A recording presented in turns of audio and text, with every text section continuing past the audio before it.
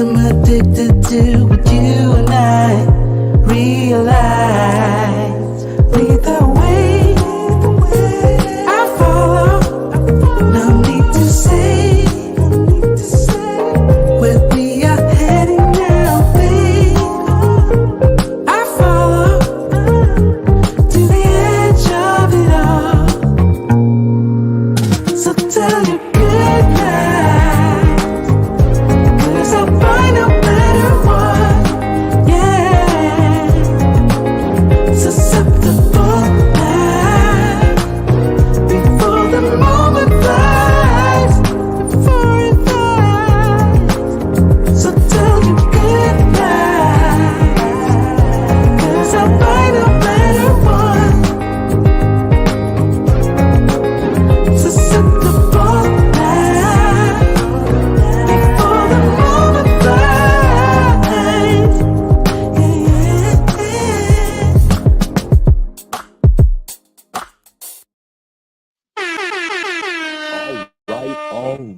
All right. Yes, we got some smooth music going. Let's bring the beat back.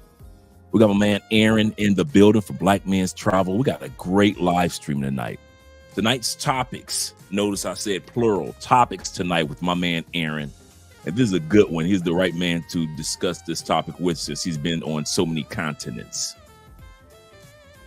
And so at the end of the day, the first topic for tonight is going to be about the Black Men's Travel app. I'm so excited about this particular episode because there's so much in the app that we've been discussing over the last couple of weeks. And to be able to have Aaron come on and give us a rundown or a breakdown of all that's in the app and all that's available for you to take advantage of, that's great. And as we mentioned before, tonight as well, we want at least 25 of us to sign up with the link that's above in the chat. You'll see it. You'll see the Patreon link, but you also see the Black Men's Travel link. And remember, guys, from now on, we are sponsored by the Black Men's Travel app. So make sure that you guys sign up tonight. 25 of you. We know we're going to have a bunch of people. We got 30 people in the building right now. Click that like button. I like you. Make sure you like us too, because you already know. Oprah coming next. Once I establish this as a place of truth, oh yeah. Shout out to all you guys out there in Facebook that's watching with us as well. You can also post questions on Facebook, and I'll be able to answer those, as well as Aaron will be able to do that. So make sure you guys do that. And before we give the shout outs, like I said before, we're going to be talking about, we're going to have this show, this particular part of the show, sponsored by the Black Men's Travel app. Hey, Globetrotters! Are you ready to elevate your travel game and make every trip unforgettable? Get ready to revolutionize your adventures with Passport Bros app, your ticket to turning passion into profit. With Passport Bros, your travel videos and posts aren't just memories, they're money makers. Share your awe-inspiring experiences with the world and watch your bank account grow with every click. But wait, there's more. Connect with a vibrant community of fellow explorers, where camaraderie knows no borders. Exchange insider tips, forge lasting friendships, and create memories that last a lifetime. And that's not all.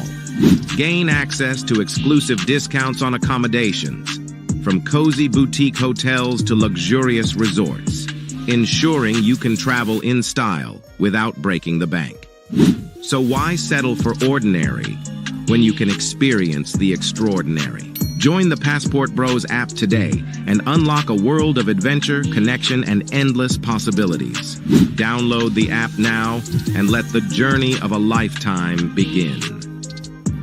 Download now on the App Store and Google Play.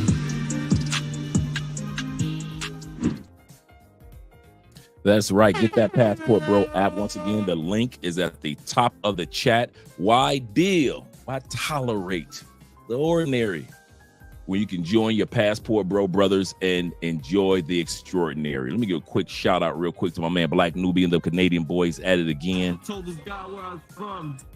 He said, oh, Canada. And shout out to all you guys that are here right now.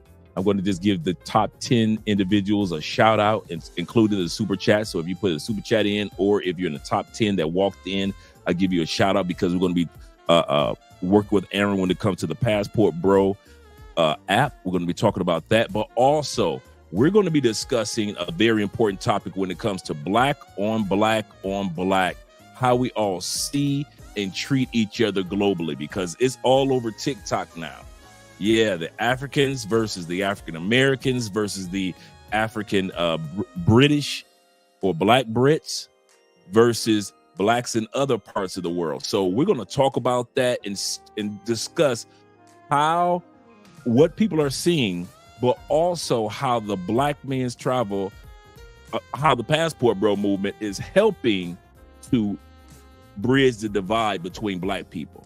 Because the one problem that I'm seeing is a lot of us aren't going to visit each other's countries, and we're surprised at what we see about each other, whether it be that we are of Asian descent and we're black, or whether we be or a person that is in a country such as Equatorial Guinea,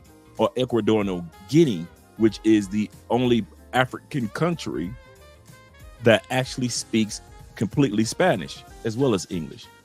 It's those little things that we're learning about each other as Passport Bros that's bridging the divide that's between black people, because most of us aren't traveling to see the Afro-Colombians or the Afro-Brazilians like we do. So we're going to be talking about that today. And so let's get these top 10 shout outs, and then we're going to get my man Aaron on here for the live stream. Shout out to my Uncle Ghostface, Jeffrey in the building, the Detroit boys. You better back the fuck up out my face, goddammit. I'm from Detroit, Michigan. Don't play with me. Don't play with that, man. And shout out to my man Keith in the building. Them Tampa boys at it again. We in Tampa, 813, Trigger City. They get it. Yes, sir. Shout out to you, brother, and all the truck drivers out there. We got your backs tonight, guys. Just listen up. Just keep your eyes on the road. Listen up. We're going to have you feeling good to this evening while you're enjoying your job. Shout out to you guys. My man DJ Dean is in the building. Hello, how are you feeling today? I'm feeling good, guys. I did my first consultation today. Shout out to my man Will at Thrill. Did my first consultation since the surgery. I've got a couple more that I'm scheduling, and so things are going smooth, but I'm taking my time, not projecting my voice too much. Andrea says that she likes the more soft the more soft-spoken, smooth Andre. And normally I would do a excuse me, I've just been drinking some water and lime. Usually I have the live stream that I'm going to do on Saturday, but I'm not going to do it this Saturday. Next Saturday, we got our girl Saraya Brooks, who's from Germany. She's an avid supporter of Passport Bro movement, and you see her all over YouTube, all over TikTok, and she's this white woman in Germany that's been talking about the Passport Bro movement and talking about how women in the United States don't know how to appreciate a man. That's why she married a Passport Bro. So we're going to be having her next Saturday on the live stream, so I'm excited about that. I just heard back from her. And my man Will of Thrill, once again, is in the building. Shout out to you. Shout out to all. We already gave a shout out to my man Black Nubian, but we didn't get a chance to give a shout out to my man Dave in the building. Shout out to you being here, as well as my man Don is in the building. Also appreciate you guys. Once again, we need 25 people to go ahead and support Black Male Media, not just on YouTube, but also individuals that are going to be a part of the Passport Bro movement. Make sure that you support the app with the link that's above. And I promise you guys, I'm always posting something in there now. Shout out to my man Black Empowerment 01 in the building. Shout out to you, brother, for being here. Appreciate you being here. It feels so lovely to be here tonight. What a beautiful, give yourselves a round of applause. You're so lovely. Everyone's so lovely. And while you're in the clapping mood, I'd like to give a big round of applause to my band, Sexual Chocolate. Sexual Chocolate. Don't you agree? They play so fine, so true. Don't you agree? Once again, shout out to my man Dave, and also my man Timothy, Avengers Assemble. Shout out to you, brother. And my man Will with the $10 love in the building. He said, salute Andre and chat fam. He said, press the like button and support Black Men's Travel. Black Man Media and Black Men's Travel. And he said, great consultation today. Get the consultation, guys. Yes, he is he was saying, Drake, thank you very much for the consultation. And you guys definitely need to get one, especially if you're coming down for the festival. If you're coming down for the Afro-Colombian Festival, I recommend that you do that. Especially you guys in Medellin, if you're coming down to enjoy the Medellin Flower Festival, which is the week every year. It's a week before the Afro-Colombian Festival here in Cali, Colombia. Don't take for granted the Flower Festival when you guys hear the word flower, because this is a great celebration and a great time, and a lot of parties going on during that time period as well. And then the week after, you have the Afro-Colombian Festival here in Cali, Colombia. So don't forget about that. And if you need consultations, you got your guys that are in Medellin, but you also have us here in Cali, Colombia that can help you out as well. Shout out to my man Tevin King with the $20 super sticker for the love of the game. For the love of the game. Shout out to you moderators showing love straight out the gate. We're about to bring my man Aaron up right now. Let me turn this music down just a little bit. Shout out to my man Aaron, Mr. DR himself in the building. How you like it? DR. How you liking it so far? And the DR? Yeah. Yeah, DR is cool, man. Like it's I kind of go back and forth. That's why I like being in the DR, because it's easy to get to other countries and back to America. So I wouldn't say this is where I'm kind of going to cement myself at, but it's pretty cool for the time being. That's a good point. We enjoy DR. I won't even lie. That DR is definitely one of our in our top 10 list of places that we had a really, really good time, man. Really good time. Oh, yeah. Good people. You can't complain. And it's almost like if you're not going there just for the ladies, you can go there, enjoy DR, and still meet ladies. Yes, you can. It's a island full of beautiful women. It's an island full of beautiful women. As he laughs. Yeah, it's amazing. As he laughs. Yes, it is. Yes, it is. Shout out once again to my man LJ in the building as well, the Southern Vegan. He said, "What up, brother? Good to see you. Good to see you too as well, brother." Tonight, we're going to be discussing the first topic that I'm really excited about. I have been following you during your first fundraiser, and I donated during that time period when it was just a gleam in your eye to put together the Passport Bro app. Let's just start off. Let's not even talk about the app first. Let's start off talking about what was your initial motivation that caused you to say, if ain't nobody else gonna do it, I'm gonna do it. What was your initial motivation that caused you to say, let me see if we could put something together for the brothers? Man, you know what? It's so funny, man, because the way it really started was they took the original Black Man Travels Facebook group down, right? For no reason whatsoever. And we had worked it up to about 8,000 members.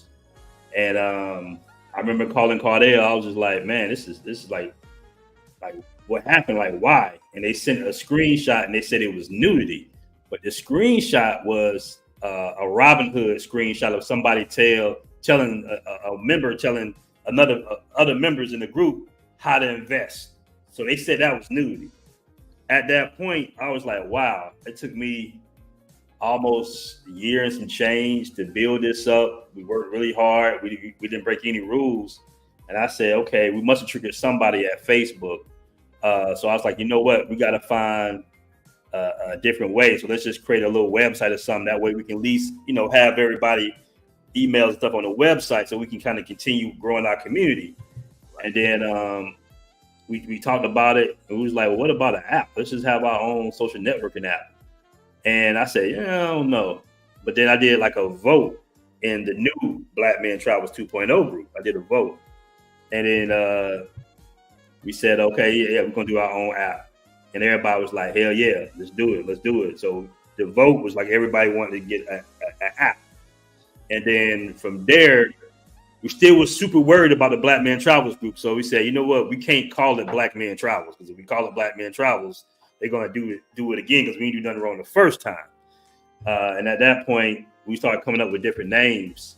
And I was already using Passport Bros. Like I have been using Passport Bros forever. I said, we'll just call it Passport Bros. And that's how we transitioned from the Black Man Travels app to the Passport Bros app. And it's been a journey, Andre. I'll be honest with you, man. It's been a real journey. I had no idea what it would take, you know. But I'm one of the people that kind of like, you know, I'm just, you know, not to say I'm relentless, but I don't give up easy, you know. And I just kind of stuck with it. And I got so much money stolen from me by developers over the years, brother. I mean, I got so many times. But eventually we got together. I got with a team. I got with some other good brothers that was traveling, and they helped me out. And we built the Passport Bros app. Did you think that it was now looking back in hindsight? And once again, guys, we got two topics tonight. The first topic is going to be about the Passport Bros app, the details of it thoroughly. So you guys are not just going to be signing up for the app tonight. Hint, hint. And the link is above the chat, so it's right there in front of you. But also, you're going to learn how or what's in the app, so you guys will be able to say, okay, wow, I see that's in the app and this is in the app, because there's a lot of great things that I'll tell you what blew me away that's in the app that I can't wait to use. The live. The fact that a person do a live stream from the Passport Bros app, that is a game changer for me, to be able to do that. I never even thought that you would even think about that. But that's a great portion of the app. But let's not go ahead of ourselves, because we're going to also talk about a little later on. We're going to do some reactions to some TikTok videos of black versus black, and how the Passport Bro movement is helping to bridge the divide up when it comes to international blacks understanding each other and not coming at each other. But before we do that, we're going to continue on what Aaron was saying. Did you know that it was going to be this level of a challenge? And what have you learned about yourself when it comes to getting to this stage of actually seeing people actually enjoying something that you and the other brothers have created? No, I had no idea it would be this difficult. I honestly didn't. I poured a lot of money into it. Of course, I mean, we raised some money, but I poured the majority of money into it. And the tech industry is cutthroat. But luckily, I came from mass media and film production. That's pretty, cutthroat as well. So what I had to learn was, okay, I was, a writer and producer back then. I had to kind of just change my network from video production guys to now tech guys.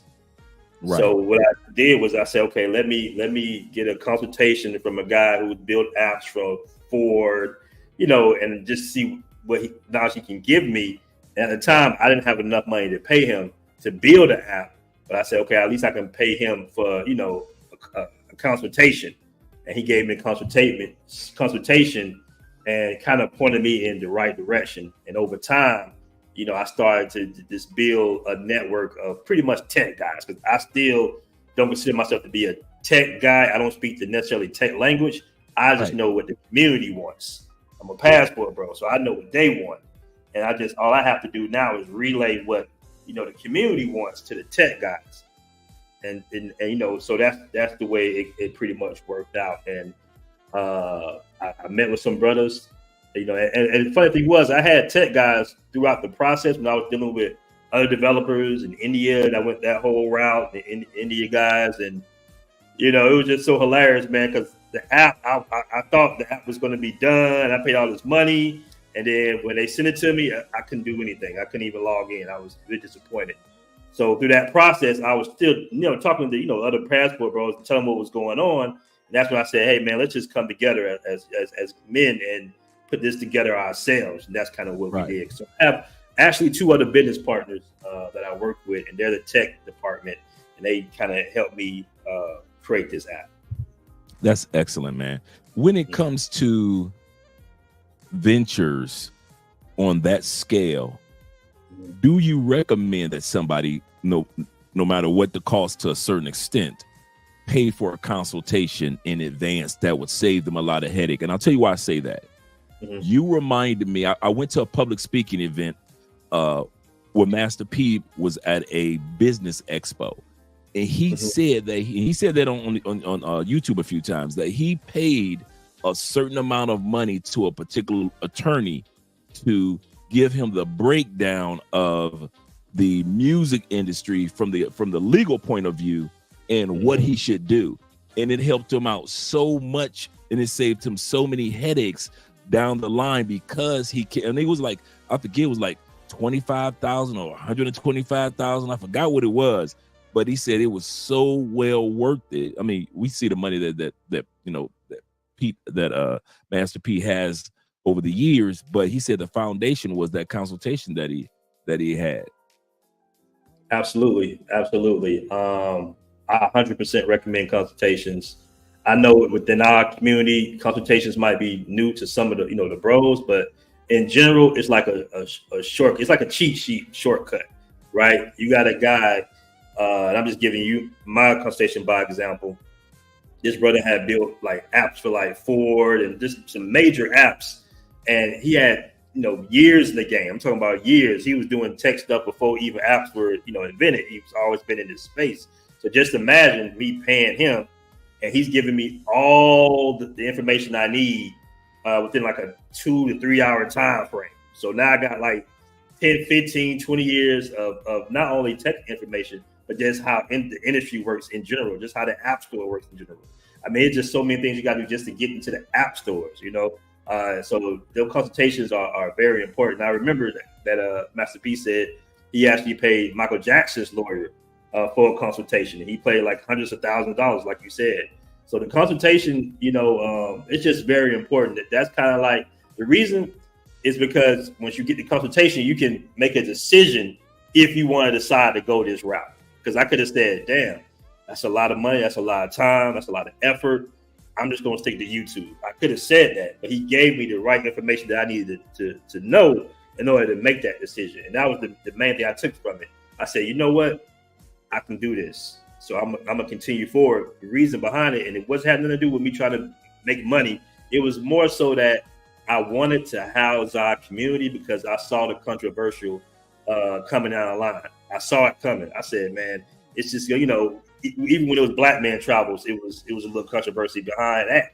Then the Passport Bros, which was more ethnic inclusive, and you see the controversy behind that. So I said, you know what? We got to move off these big major social networks because we know how they kind of curve and curtail things, to meet the overall, I just say that, to meet their overall agendas and shit like that. So it was very important to house our own community.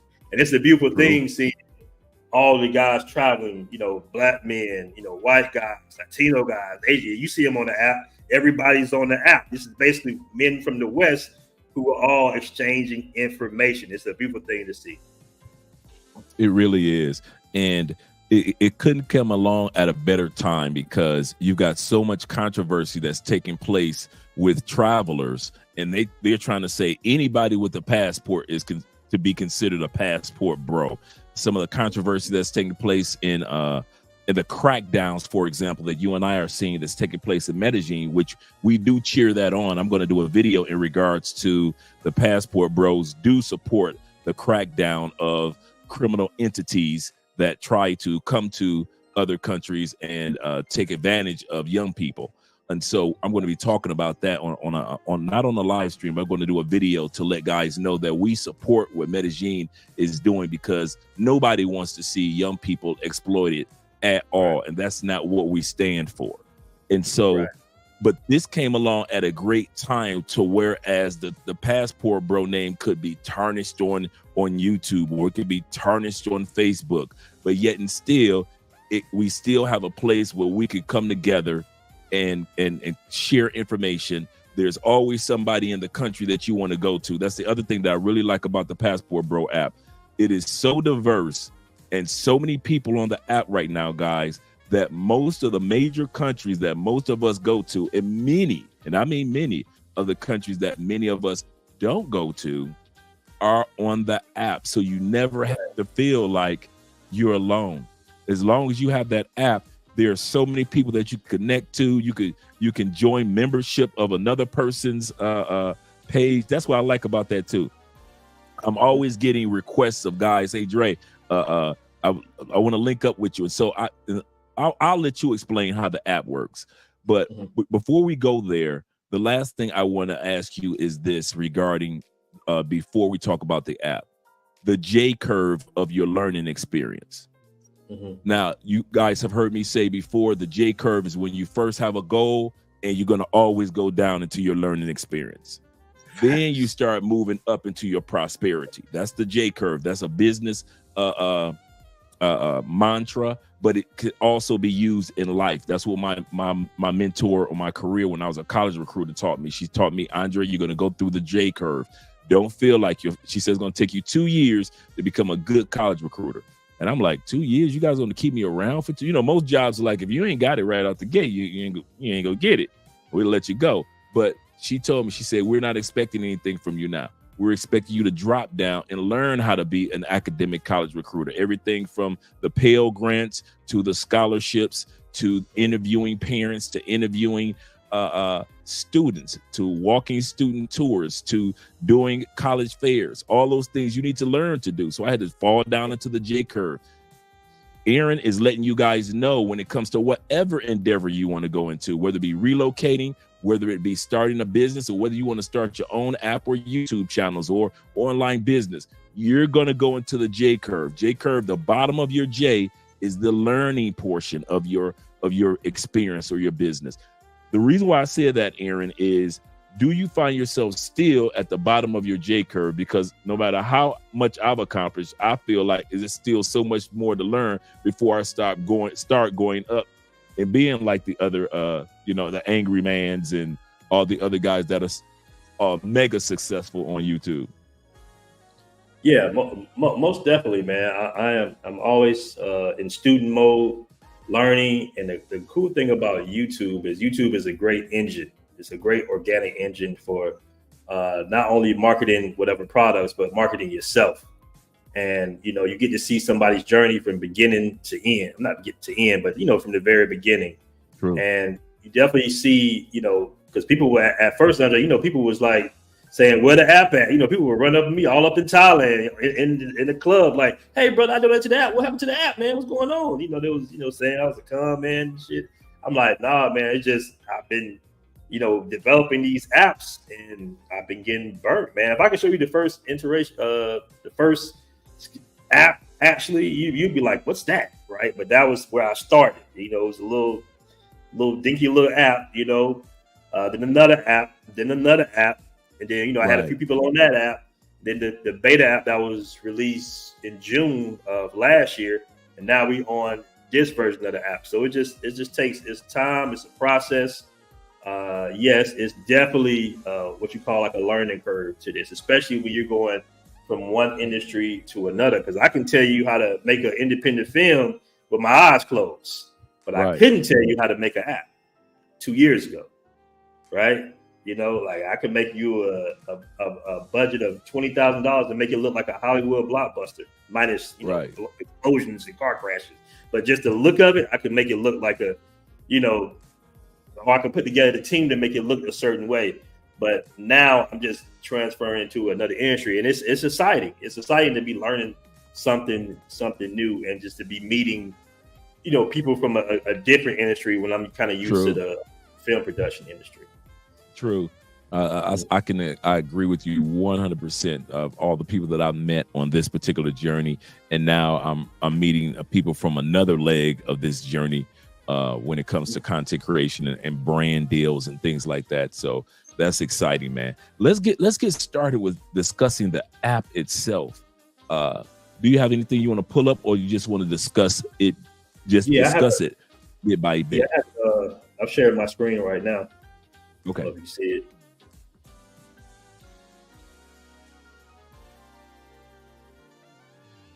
And let me know if there's anything that I need to do from my end. And guys, make sure on your end that you are clicking the link above the comment section at the top. That's where you see not only our Patreon link, but also the link to the Passport Bro app. At least 20-25 guys. And I know us as brothers, we have a tendency of, well, we'll let the next man do it. No, go ahead. And if you're a person that plans on, now here's the part about the Passport Bro app. Do not assume that you need the information or to join the app if you're a traveler only. I want to say this again.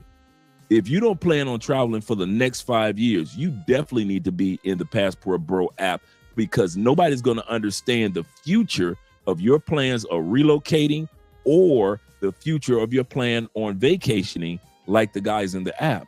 So if it were me, I wish the Passport Bro app was around before I even got my passport. I mean that, because it would have motivated me probably to get my passport sooner than later, as well as traveling to locations that are not the norm, because the guys in the Passport Bro app were already there or already on their way there. So don't just sit back and say, well, I don't plan on traveling anytime too soon. So I don't need the app. Actually take advantage of it, because I kid you not, it is a motivator. And in the real world, when these cameras are off, we all know there is very few individuals that you know that are going to be motivating you, except for those that are your fellow travelers. When I cut these cameras off, all I got is you guys.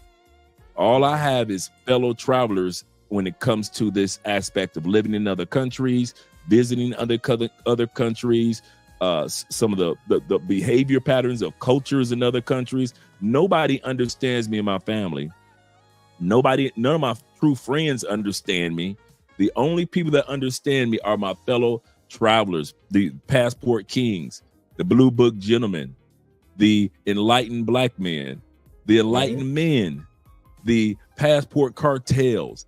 All you guys understand me. And the cool part is we all can meet up under the same umbrella, which is the Passport Bro app. So make sure that you guys download it. And also, it's free to download. Take advantage of it. Right. Exactly. I'm sharing my screen with you. I don't know if you can pull it up. Let me see if I can pull this up, because I've never shared somebody else's screen. So this is going to be my first time doing this. Oh, okay. Extra camera. Okay. Screen share. So I go to screen share and let me see if this you. If I'm wrong, then is that you, Aaron? No, that's stop that. Let me stop that one. It might be in the presentation tab, the present tab. Present. Okay, I'm in present. Do I push slides? No, I don't have any slides. Extra camera?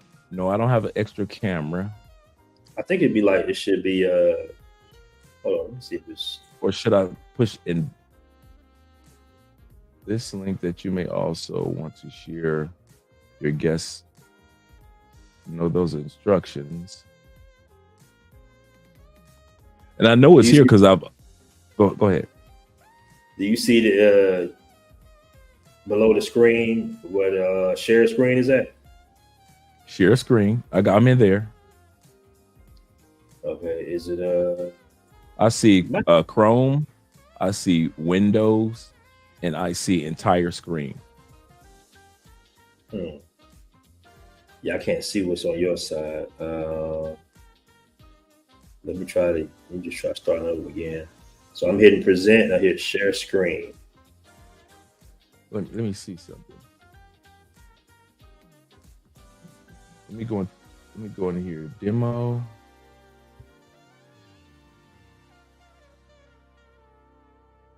Because I'm seeing present, and that's exactly what I would be doing, going to present and share screen. Let me go to window. Let me pull this up real quick. Let me just. No, that's not it. I see it. Yeah. Scroll down to your screens. It's okay, I'm scroll.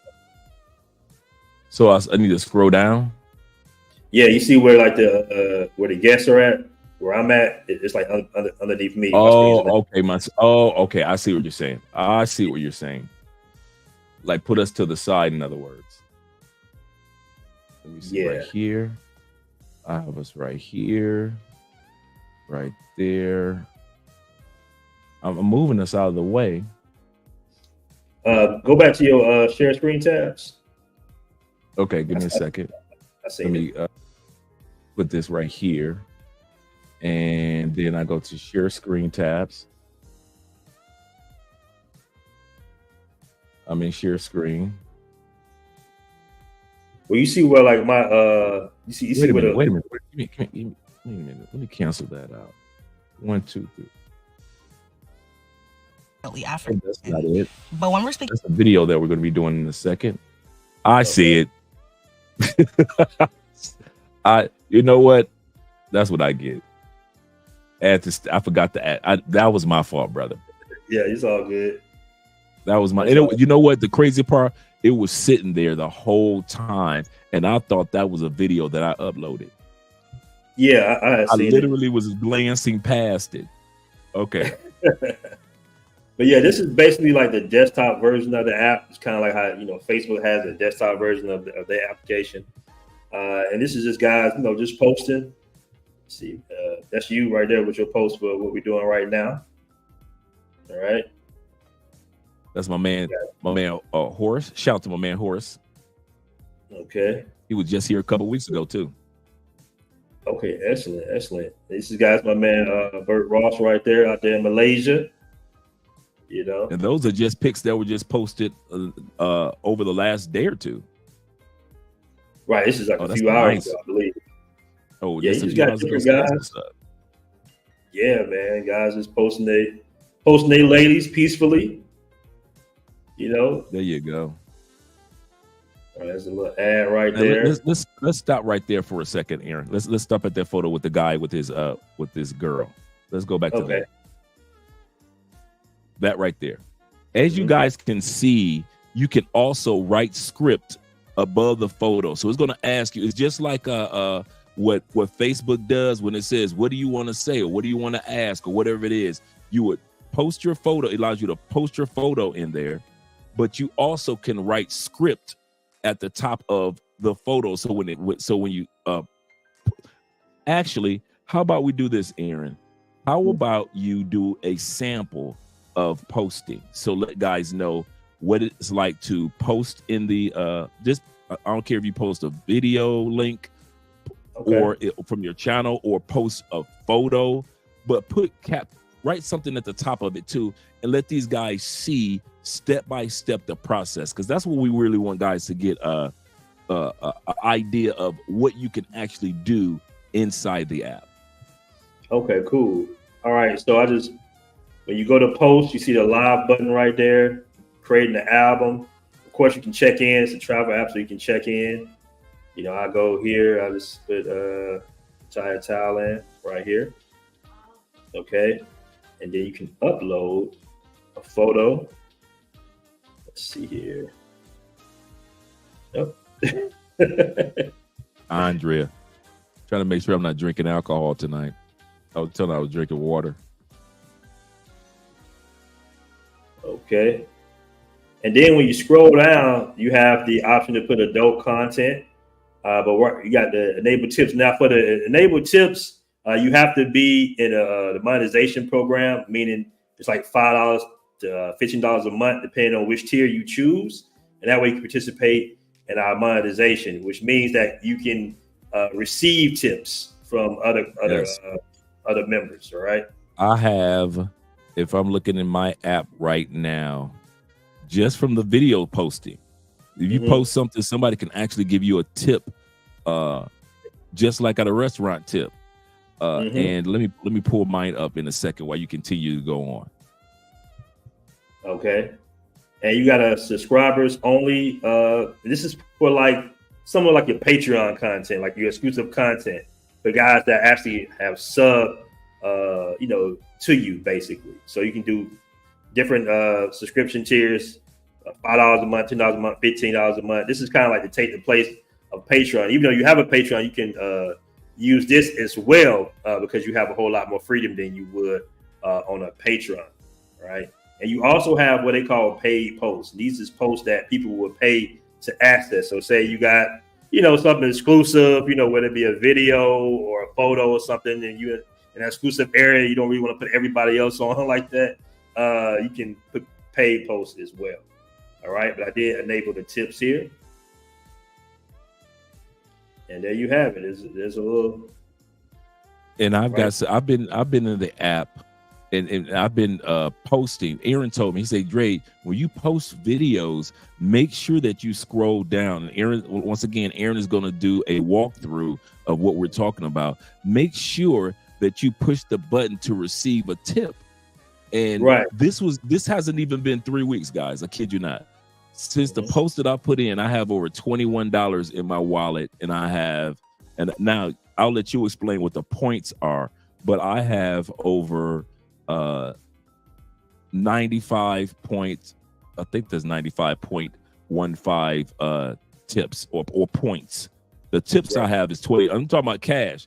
I've got $21 of cash that's sitting in my Passport Bro app right now from guys giving me a tip saying, Andre would appreciate that particular content or that particular photo that was put in. So guys can tip you. So Aaron's going to show you guys how that process works when he does a sample or an example. So he's right. I'm living proof that you get paid cash. Yes, sir. Right.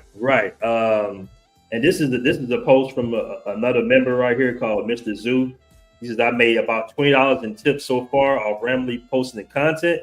I never made a dime off Facebook or Instagram. It makes so much sense to share and monetize our content amongst ourselves on the app. I'm not even going to cash it out. I'm just going to tip other dope posts. Let's keep the money flowing and growing, fellas.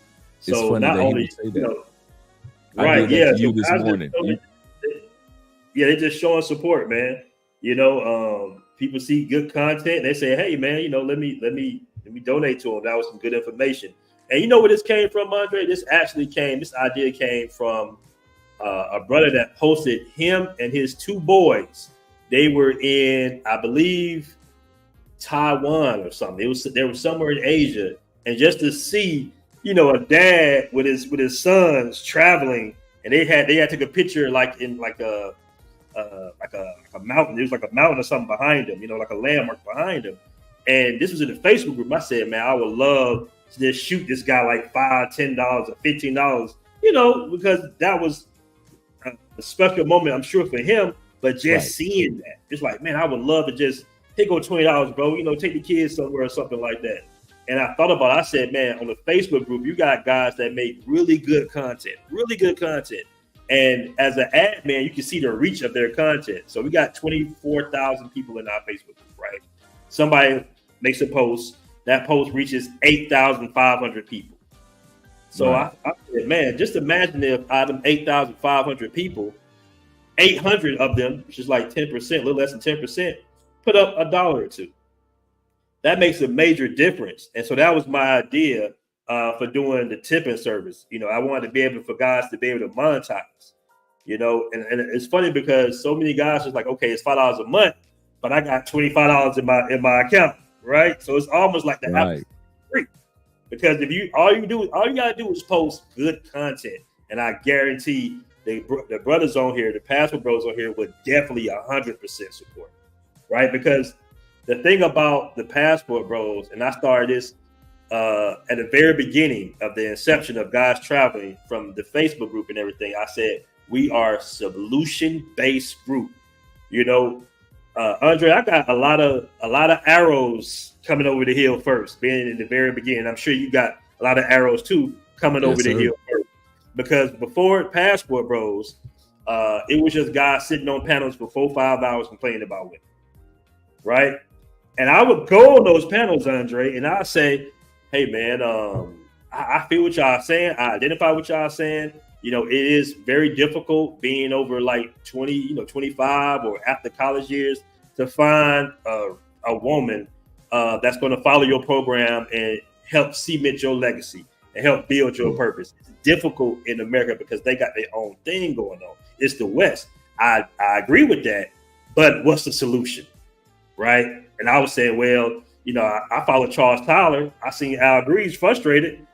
They seem to be doing pretty good in Brazil. I see Aces Live is in Colombia. I said, man, I'm gonna go this route because it seems to be solution based. So I applied the same thing with the app. I said, man, we got guys in the Facebook group who are getting all types of, and they might not know because they don't see the stats like the admin sees the stats.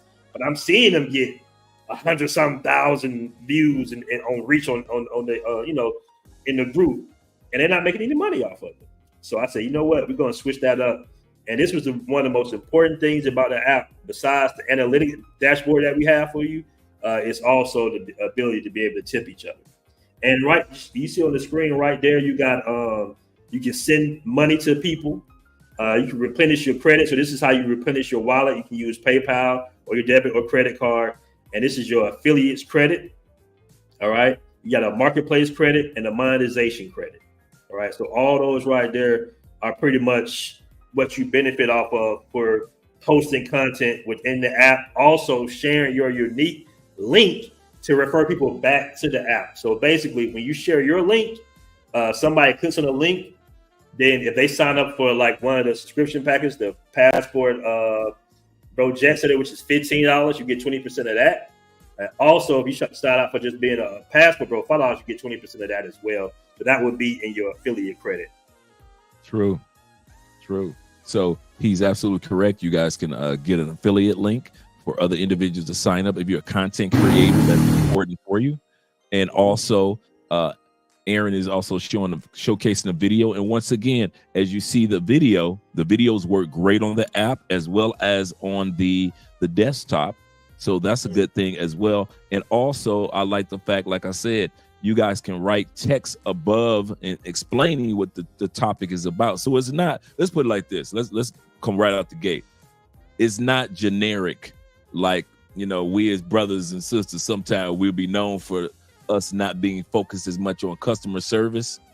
We're known, come on, let's be real, guys. We're known as the best customer service individual to be focused on that. But I kid you not, Aaron thus far has blown away my expectations of the app. I never thought the Passport, I thought it was just going to be a network of guys being able to share information, share the recipes of travel. That's what I was expecting. We be able to share recipes of traveling to different locations, not being able to really be able to do all these other things that he's showcasing right now. It is amazing. It's amazing. Yeah, and like right now, you see where the mouse is, the tip button right here, right? So you would press that tip button. I got $6. Show that again. I'm trying. Okay, there you go. It's at the bottom. The tip button is at the bottom. So if you want to give somebody a tip, you can do that. Right, that's the tip button right there. Yep. And I'm just gonna shoot my guy $2 real quick. Boom, 10% successfully. There we go. That's what I did with you this morning. I sent you $2. I forgot what you posted. You posted something, and I sent you a $2 tip. Yeah, man. It's just a way to show the community support. I might go through there. I got one guy who's in Dubai right now, and he just be going down the line just tipping everybody, bro. My man, he just be going down the line tipping everybody because he understands what we're trying to do, right? It's a little beer money. That money definitely adds up. It definitely adds up. So yes, it does. Like Zeus said, the member Zeus said, "Hey, I've never made any money off Facebook or Instagram." Not at all. Not at all. So that was very, very important, man. Could you do an example for us of uploading whether it be a photo or a video? Could you do an example for us? Okay, yeah. We just go right here. So you go into your account. You'll have an account set up and everything. You'll set up your photo. In my photo, I have the Love Crossing Borders logo. Mm-hmm. And let me make sure I ain't posting nothing too incriminating in my photos. Okay.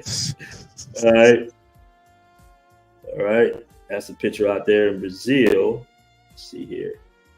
Yeah, I guess we can go ahead and post that. We some grown men. All right. One of the brothers posted a real nice video of Brazil's on the Brazilian beach. And it was not like the norm. It was like, I think he was at a beach party or something. It was really, really good video today. Man, Andre, I was shocked when I saw, and that's a post right there. That was me in Brazil in Copacabana right there. All right, there we go. Add text to it if you don't mind. Oh, hold on. Let me see. I can go here and just edit right here. Just put, we live at Copacabana. You can also put your location down as well. Beach, something like that. And you know what was funny, man? I actually saw a guy posting pictures from Nepal. And it brought back memories to me of the movie The Golden Child. I know you remember The Golden Child with Eddie Murphy, right? Of course. And so I'm seeing this brother, and this brother went out there on the whim. I'm like, brother, what are you doing out there in damn Nepal? He got the little outfits on that they were the same outfits they were wearing in the movie. In the movie, the Golden Child movie. And he's showing pictures of him and the locals. I'm just like, brother, okay.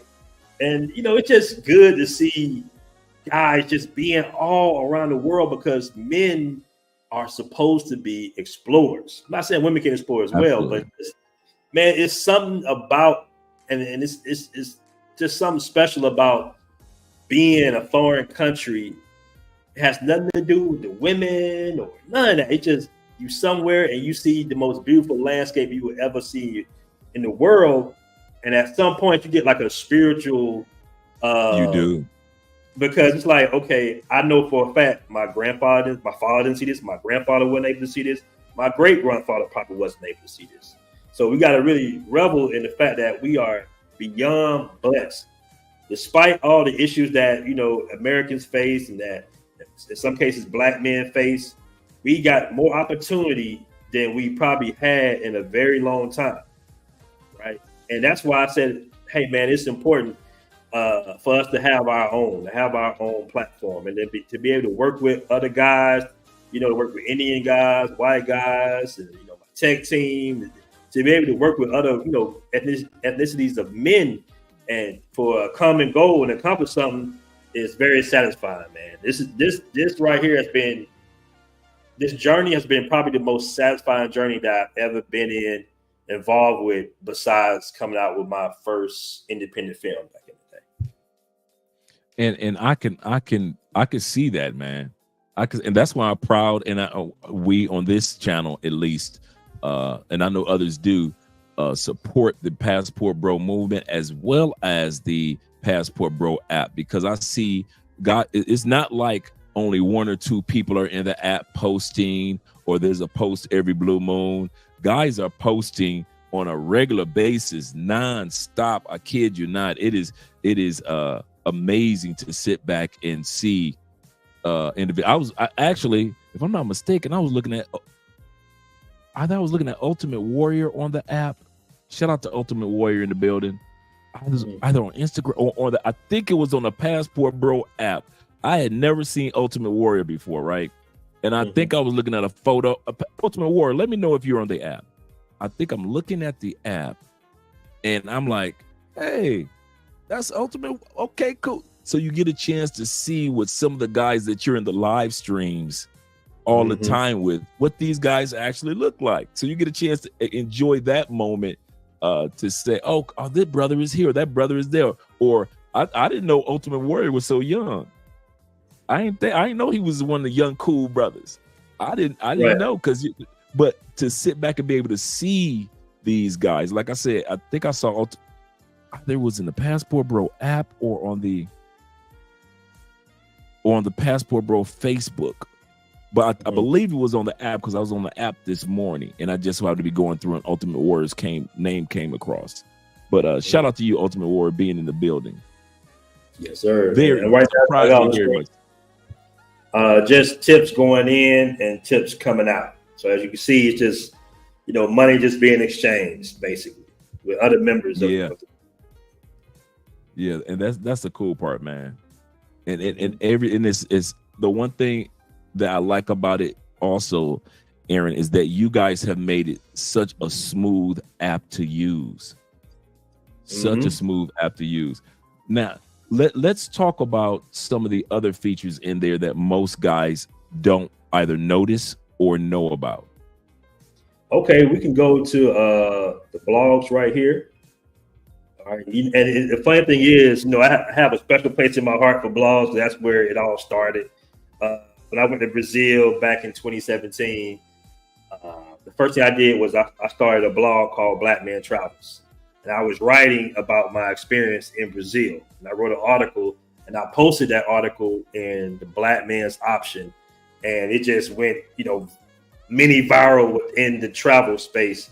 And that's why I say, okay, you know, I got something here, you know, and that's when, you know, kind of how everything initiated was through the blog. So in this blog section right here, we got different blogs, you know, different, you know, conversations that we have and our thoughts. We got different writers coming on, but we also have travel guides as well.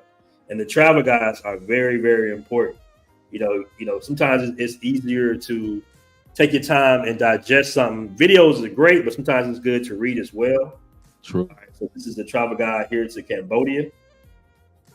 Right. This is kind of everything you need to know about Cambodia, man. Cambodia is one of my favorite places in Southeast Asia. I know everybody talk about Thailand, and I love Thailand, but going to Cambodia is like going back in time because they have a lot of their infrastructure still from thousands of years ago. It is amazing. Wow. It really is.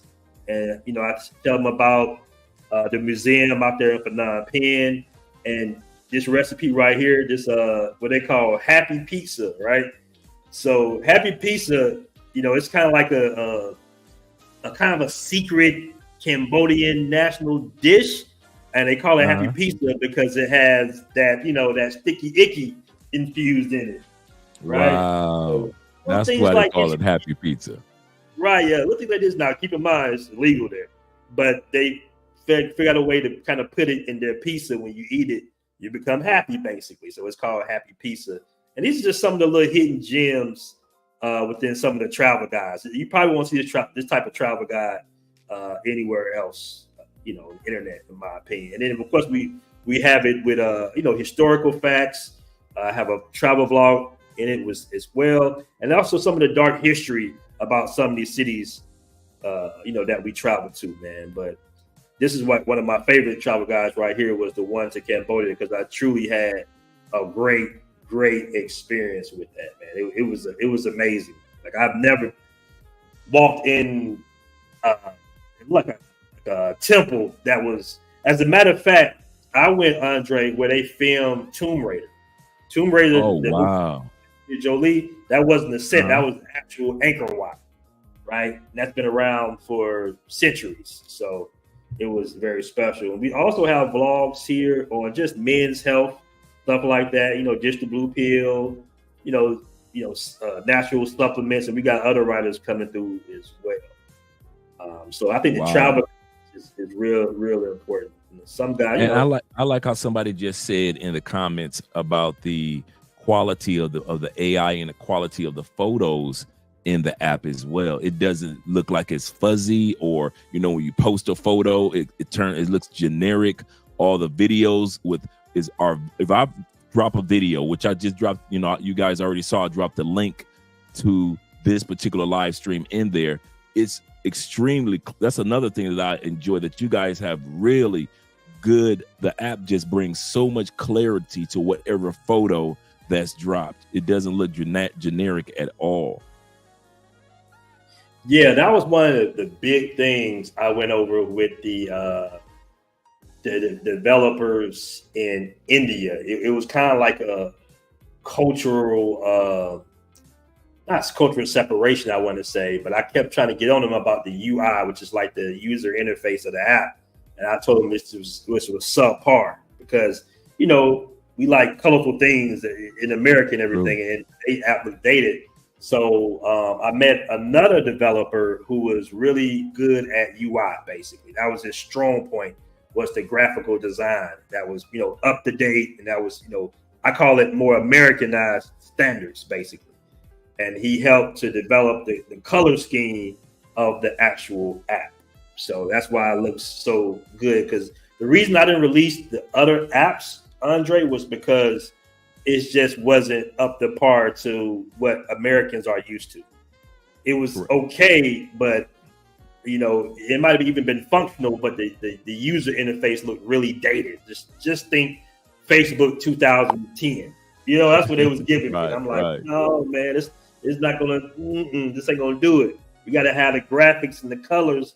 You know, they got to be crisp and official.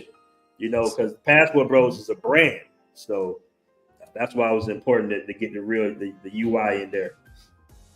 Yeah, that's great, man. That's real great. And the other cool part about it is the fact that it like I said, I had never seen the blog section. I didn't even know that was in there. Now, because I'm a reader. Andrea, for those of you that don't know, Andrea and I are avid readers. Andrea just got done with. Right now, she's reading a book by Joel Osteen. At the same time, she's finishing off the atomic. What's that? Atomic Energy or Atomic something? It's a very well-known book around the world, and Andrea is finishing off that book as well. And so she has a nice sized library. I've got a library.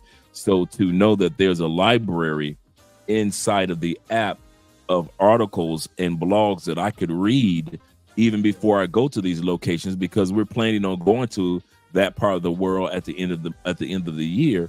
It's a benefit for me, and I have it all on my phone, even though Aaron is showing us the desktop, which is great.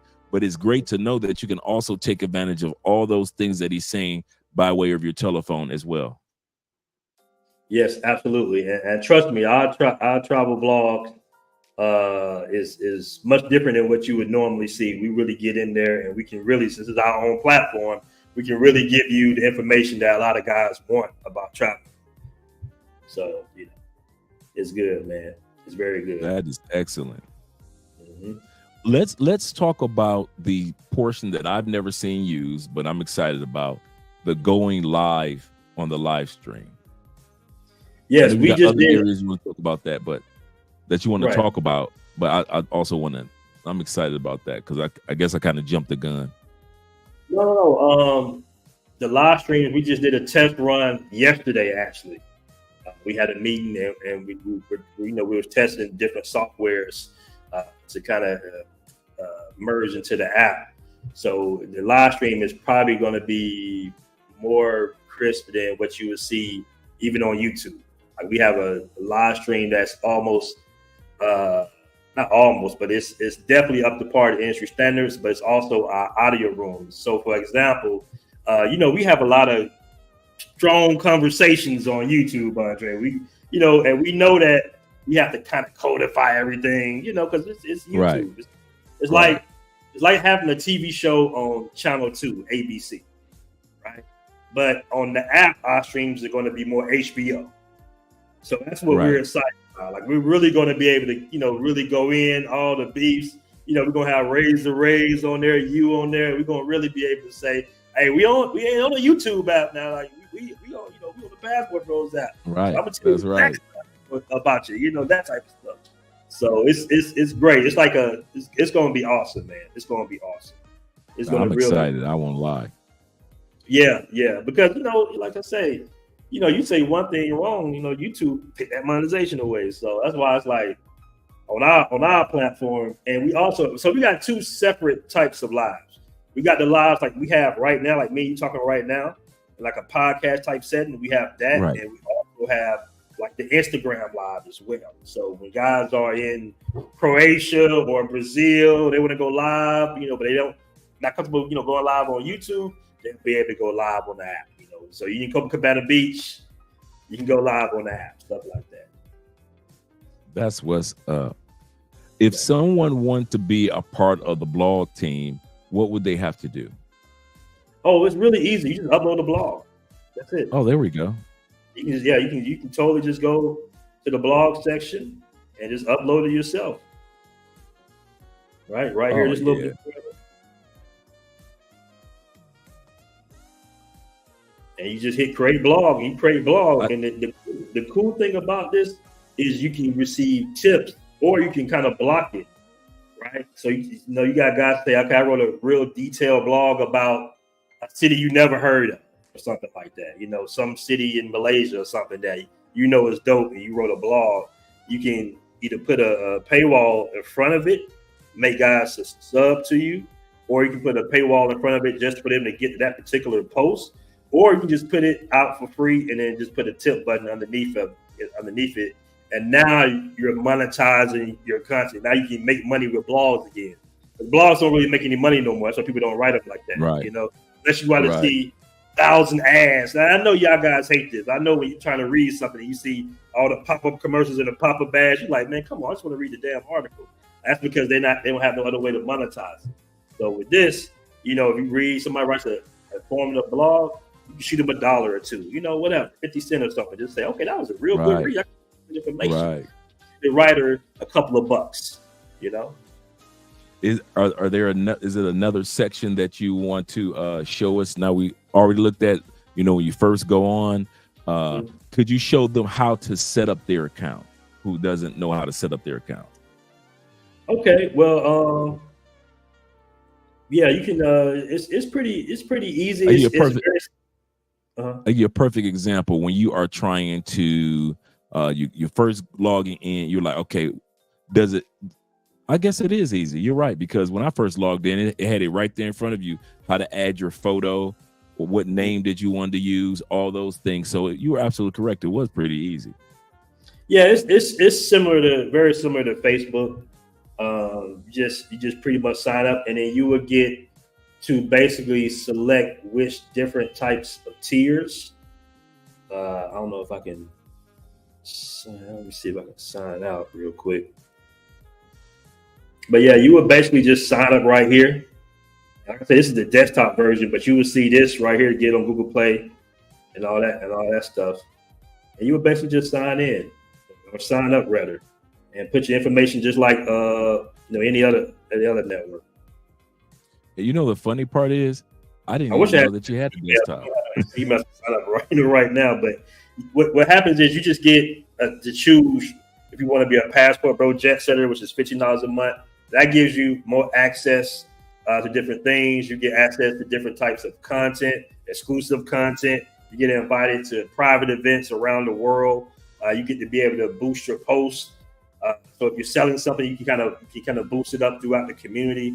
And you also get a blue check mark, like the same thing as Twitter and Instagram. You're just saying that, hey, I'm an official Passport Bro jet set.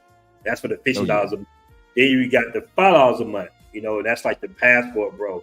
And you got different things that come with that. But the main thing is that you're able to participate in our monetization program or our revenue share program.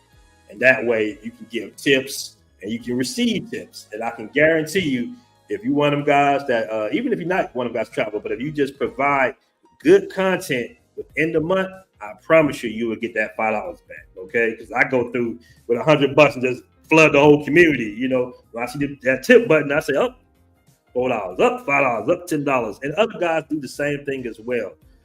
So that's what I don't want to forget our SBO program too, our small business owner program, which is for guys that I saw this as a major problem. I see a lot of brothers start companies and they try to sell something, but they don't have an audience to sell to. Right. So you got a lot of guys who got their clothing line, a lot of guys who might have their belts, or, I got a guy that, has hair in India. I got another guy that has a cigar company in the DR. And I wanted to give them a platform to be able to sell their goods to a community as well. Could you show us that and show us two things? If a person wants to set that up, because that's what my mind was going. That's what I was going to ask you about. So I'm glad that you said that. And also, so the setup, and also if I wanted to support somebody, let's say I saw a t-shirt in there and I want to support that person, what area would I go to in the app? Okay, so if you sign up with the SBO, you will pretty much have access to be able to put products into the app, basically. What will happen is the guy who's in control of this department, he'll reach out to you through email and he'll just pretty much validate your business. Right. If it's something like kind of janky where he sees that, okay, maybe he's not pushing out the orders like he should be. Of course, we'll, have to work on that basically. We'll refund you your $25. But the ask of this is $25 a month. And as you can see, we're still filling out the store. You got a few products right here. That's my man Richie Mack right there with the Tomcat Ali honey. My man Richie. Yeah. Tomcat Ali honey with the horny goat weed extract right there. Okay. That stuff works too, by the way. That stuff really works. Of course, we got a couple of guys selling. This is our Passport Bros t-shirt. merch. All right, we out of stock at this moment right now. The T-shirt I've never been able to get a hold of. Yeah, I know that. I've heard of that. I got yeah.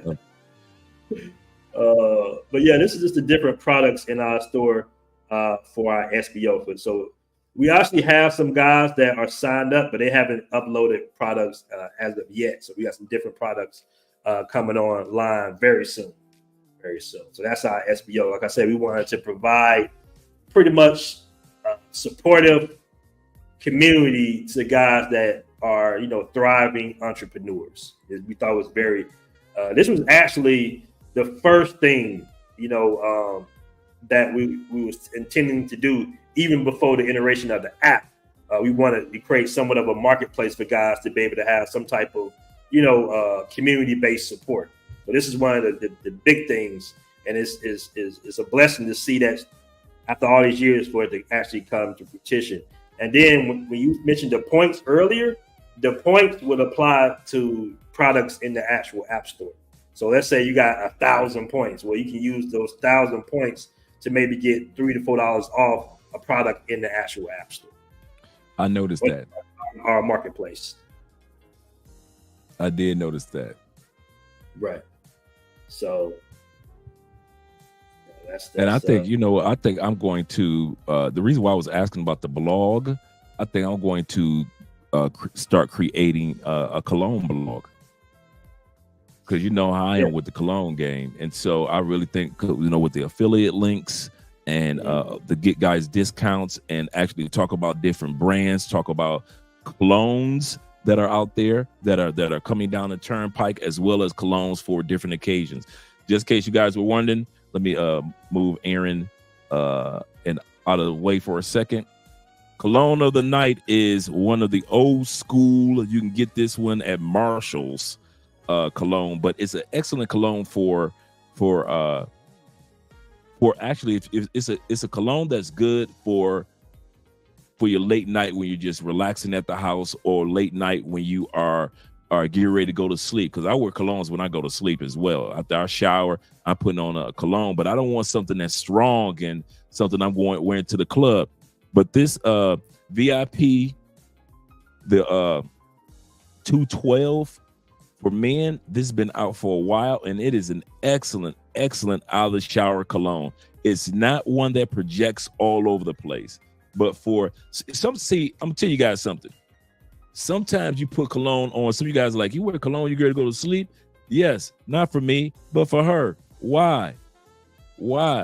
This is what I do to get you in the mood. You see what I'm saying? She might not be in that mood, but then she may be laying there in the late night hour and like, man, my man smell like, hey, Andre, I need to talk to you real quick. You got that special somebody next to you smelling oh so good. Hey, Alex, I got your call, but you called me like, I'm going to call you right back. But you called me like right before I get ready to do the show. And so I'm going to be calling you right back.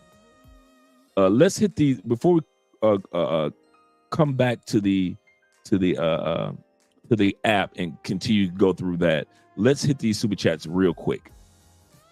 Shout out to you guys in the building. Once again, we already hit my man Will. Shout out to you, brother, being in the building.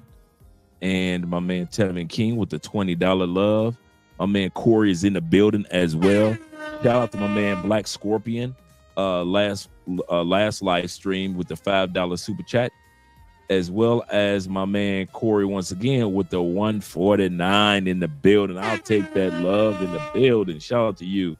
Also, my man Timothy Bright. He said, I just received my Prada Carbon. Really good one. He said, honor and glory.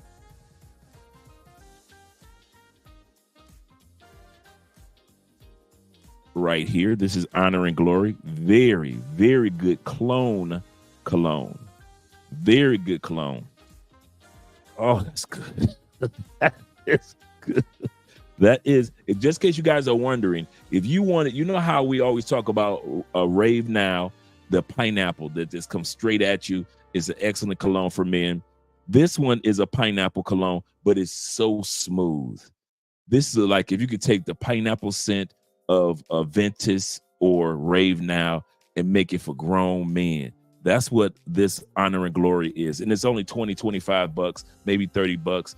And he also has the Club de Nuit. That is that here? Oh, here we go. We got it right here.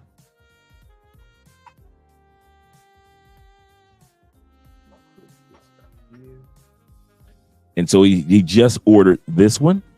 So the Club de Nuit, Intense for Men.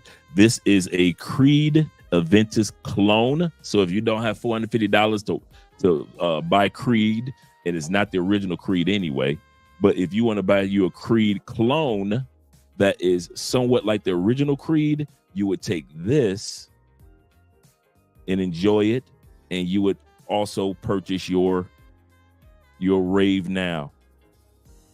And so you have your Rave Now, Coconut Blast, smells like you open up Dole pineapples, and you have your Club de Nuit Intense. So you put these together, and you have a Ventus, and you haven't even spent $50. I kid you not. And both of these, to me, are better than a Ventus for $450. This is the other thing about a Ventus, about all of the colognes that are a part of the Creed family. This is the problem that you'll find with them. Creed colognes don't last long.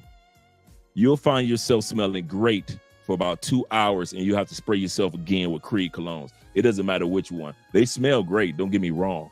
I've got 6 or 7 of them here, and every single Creed cologne only lasts for 2, maybe you'll get 3 hours of it. But these two combined, the pineapple and the Creed Aventus clone, which is the Club de Nuit, you put those together, you've got Creed Aventus, and these both are long lasting for 6, 7, almost 8 hours. And that's what you want to do. And that's why I would love to do a blog on the app regarding colognes, to let these guys know, hey, there's some discounts out there, and there's some samples that you can get, sample links. Yep, absolutely correct, brother. He said cologne names, discounts, we appreciate it. Yes, so I'm going to be putting out some sample links out there for you guys as well. Once again, twice we got the $199 back to back from my man. Yeah, okay, Ultimate Warrior. I thought that was you, man. I thought that was you. I was like, so that's what Ultimate Warrior looks like. Okay, cool. Yeah, you got a lot more guys that are more comfortable showing, who they are on our app than actual Facebook, because that's true. We all know that people jobs be on Facebook and all that, like it's Facebook. So you got guys that are way more comfortable on the app than I do notice that. Shout out to Black Nubian once again, them Canadian boys at it again. I told this guy where I was from. He said, "Oh, Canada." Shout out to you. He said, as the app grows, you will start to see bad actors joining the app to sabotage. Could that even take place? I could see that on Facebook or other things, but since the app is not regulated by outside entities, even if somebody that's foolish comes in, they can be reported to you guys, and that person can be removed immediately compared to Facebook or YouTube or Instagram. Am I correct? Yeah, correct. And as far as the cybersecurity goes, we got a guy who just watches the app 24/7. So we're on top of everything. There we go. I'm glad that you mentioned that, Black Nubian. That's a good point. And once again, my man Alex, you'll call me like right when I got ready to do the show. So I'm going to be calling you back after I get done, if I'm not too late. If I don't call you today, I'll be calling you tomorrow. Mm-hmm. Shout out to you. Let's get back to the app. Let's get us back here on the app. Okay, right now you're seeing our resource center page, and the resource center page pretty much it's remote jobs, recommendations, and services. So, for example, you got a driver here for airport pickup in Thailand. She'll come scoop you up from the airport. You also have different articles on emergency services in Colombia, and you got guys sharing their Airbnbs as well out there in Brazil. So that's another. We do have a resource center on there as well that guys can kind of promote, different services, different tour guides, drivers, And also, you got guys who have their own Airbnbs. Airbnb is pretty cluttered, but within our community, it's nothing for a guy to say, oh, I was looking for an Airbnb in Brazil. Let me go to this guy's Airbnb since he's part of the community and support him. Right.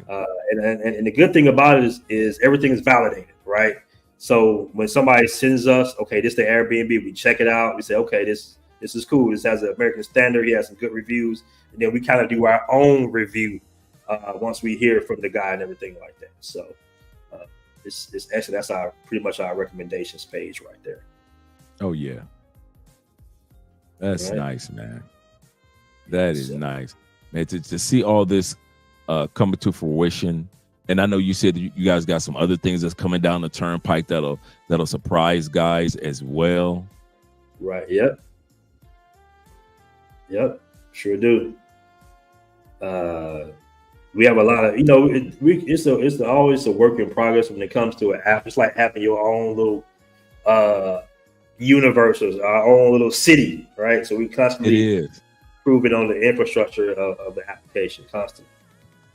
Like I said, we got the lives coming down the line in the next week or two. So we will be start doing exclusive lives on our app, and guys will be able to go live all around the world as well. So that's that big feature for this month. And then we're working on we got other features coming down the line. We have like pretty much our own roadmap throughout the year of the different updates that we'll have throughout the year. Oh yeah, that's going to be fun. That's going to be fun. I'm looking forward to that. Shout out to my man Andre Thomas in the building, and my man Danny. You're absolutely correct. That Creed Himalaya does last. I got that Creed Himalaya back here right now. You're correct, brother. You'll have me step my cologne game up. I'm gonna have all of us stepping up, because the colognes that I usually recommend are clones of the expensive colognes. I do have the $300-400 colognes back here. But when I know that we're traveling, and I watched a video one time, a dude actually went to, before we go to this next section, because I haven't seen this before, so I'm excited. But the brother actually went and talked to the ladies on the street, right? Let me pull both of us up. Talked to the ladies on the street, and he said, which cologne they liked, and they, we've seen this before. Would you like number 1, number 2? And then the ladies were like, he asked the ladies, do women really care about if this is expensive or not? And all the ladies said this: we don't care because we don't know. We don't know if that's a $400 or $500 cologne. Very simple, right? Right, or $40 cologne. So you might be walking around like, I've got a $300 cologne on, I'm the man. Yeah, okay, you might feel like that. But at the end of the day, if that Creed Aventus is, the women are saying that it's okay, and then they say, but I like that Honor and Glory, and you're like, well, Honor and Glory is only like less than $30. But the women say we like what we like. So these are the type of things that I'm going to be introducing to on the blog. I actually, a lot of guys. I got a story time about that. You absolutely right. I had bought real expensive cologne. This is back in a few years ago, and I want to say it was Gucci or something.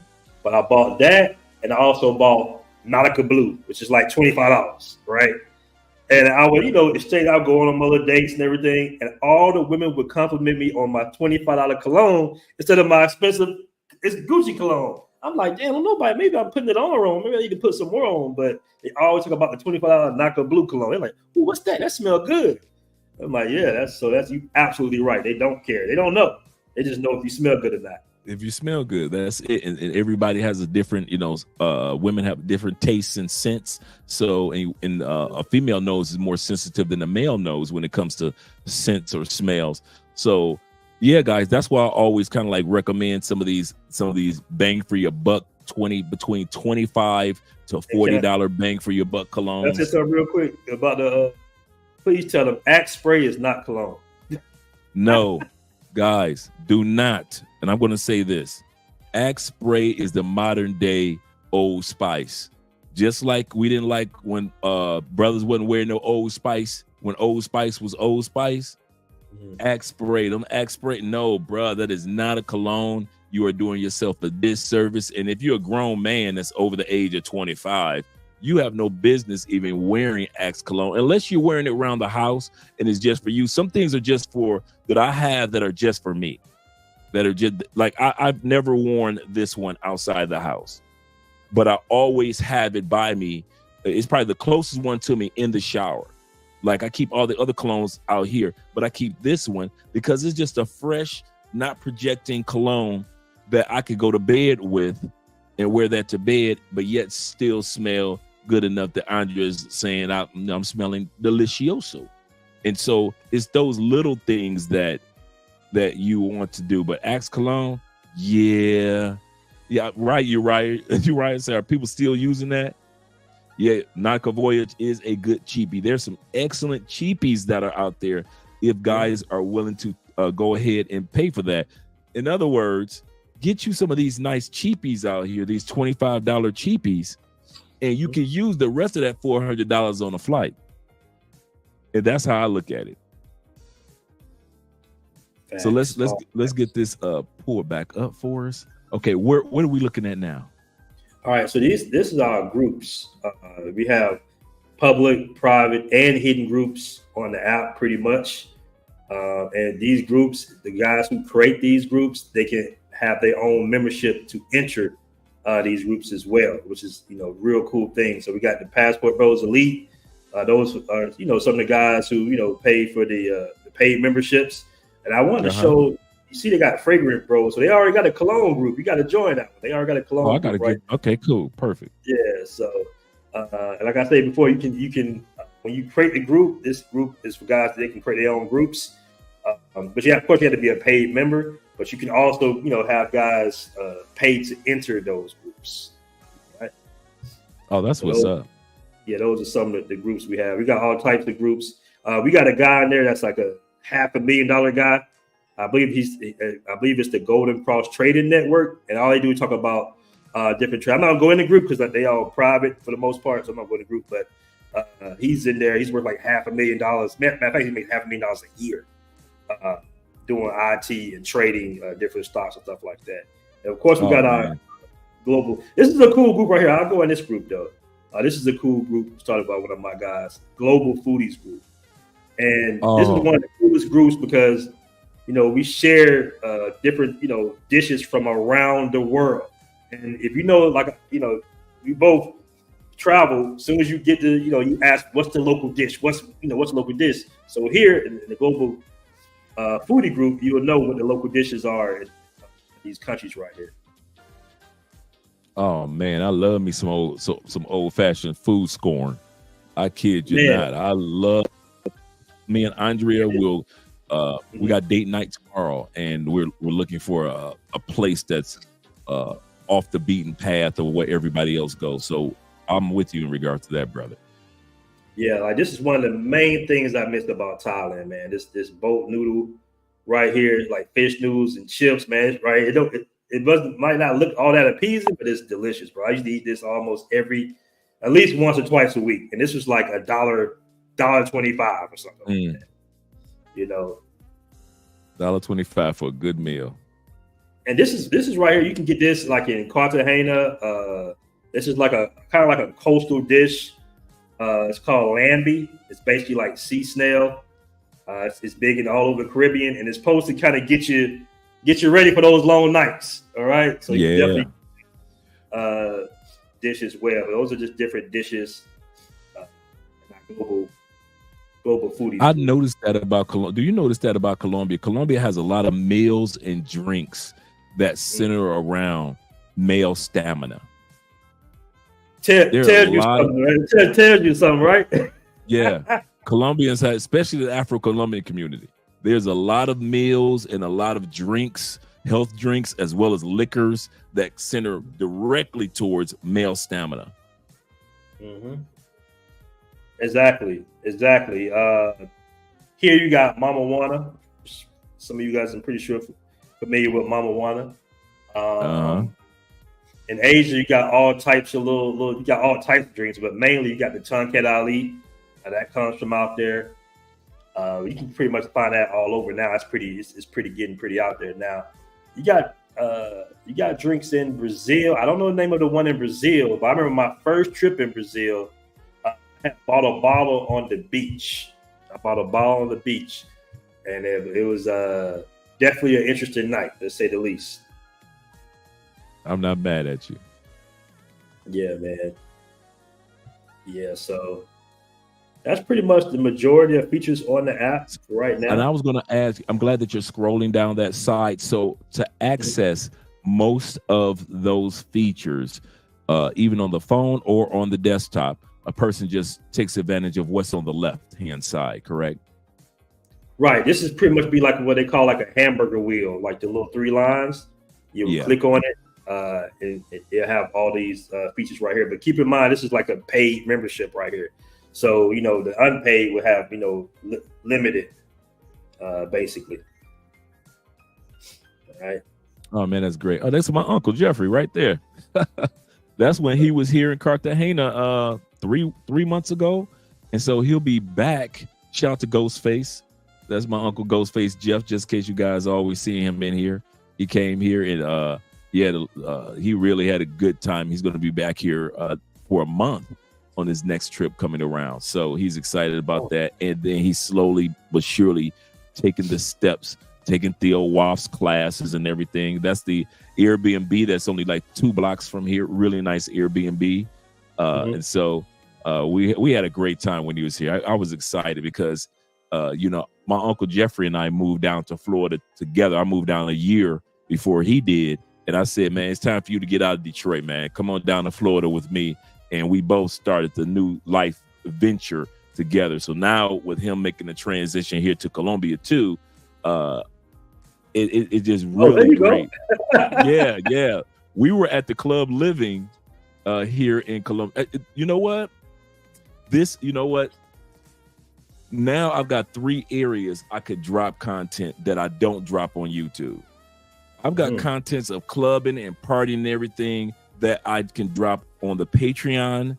I can drop, 2 places. I could drop on the Patreon. I could drop for the YouTube members. And also I drop here because there are spots that are real, like this is one of the top clubs in all of Cali, Colombia. Actually, it's one of the top clubs in Colombia, the Club Living. Anybody that goes in the Club Living, they know that it's an experience. It's not just a club. And so, and it's humongous.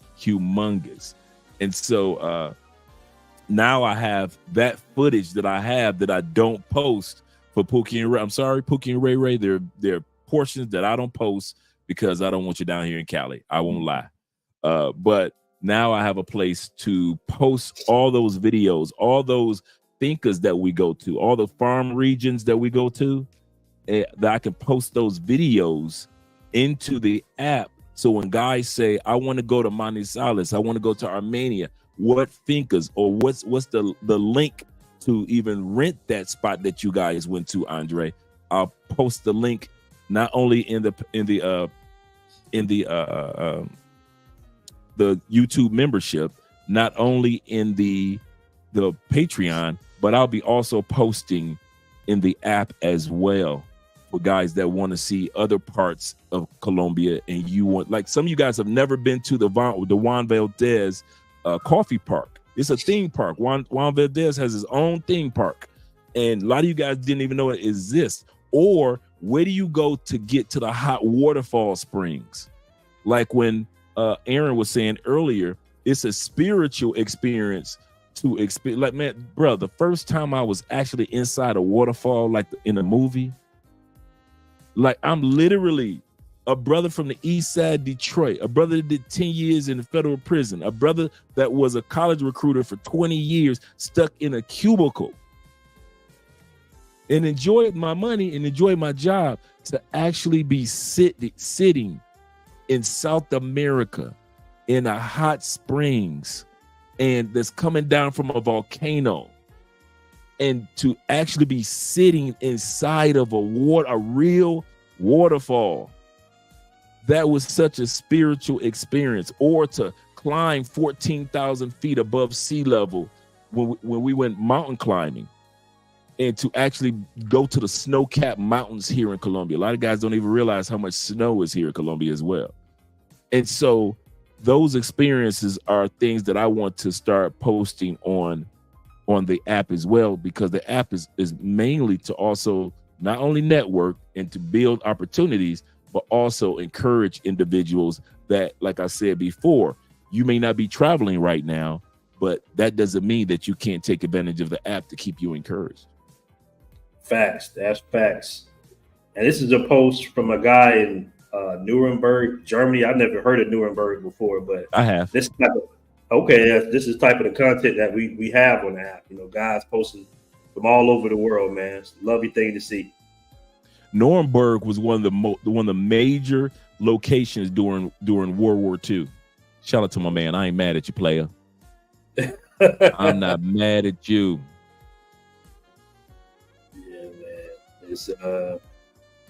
It's just great seeing, you know, guys enjoy themselves, living life, brother. It is. It really is, man. We all deserve it. When you're so used to seeing what's going on with the laws, the lifestyle, and the ladies in the States, and you get a chance to experience a whole nother type of laws and lifestyle and ladies in other countries, man, I kid you that. Yeah, Nuremberg. Oh, my man said he was born in Nuremberg. Oh, nice. Oh, that's my dude, Style King Marco. What up, man? ATL. Shout out to you, brother. Them ATL boys in the building. Yeah, man. It feels so lovely to be here tonight. What a beautiful, give yourselves a round of applause. You're so lovely. Everyone's so lovely. And while you're in the clapping mood, I'd like to give a big round of applause to my band, Sexual Chocolate. Sexual Chocolate. They play so fine, don't you agree? Shout out to my brother being in the building, the Dirty South boys. What you really know about the dirty side? What you really know about the dirty side? Yes, sir. All right. Let me let you continue on. Shout out to you, brother Style King. Yeah, shout out my man Style King. But yeah, that's pretty much it. I mean, that's like everything within the app. All right. I'm so glad that now, guys, hang around, because Aaron and I are going to talk about a very important topic when it comes to blacks versus blacks around the world, and how the Passport Bro movement, including the Passport Bro app, is bridging the that's right, Nuremberg had the trials. That's right. After World War II, that's where the trials were, when they were taking everybody, all the Nazis. Yeah, that's right. That was where they held the trials on the top surviving Nazis. You know, Hitler's top dudes. Absolutely correct. I was trying to remember what part of World War II that region had, and you're right. That's right. And he said he moved to Frankfurt, Germany, when he was 4 years old. Shout out to you, brother. Once again, this next Saturday, not this Saturday, but next Saturday, we're going to be interviewing straight from Germany our sister, our fellow passport sis, Soraya Brooks, and she's on YouTube.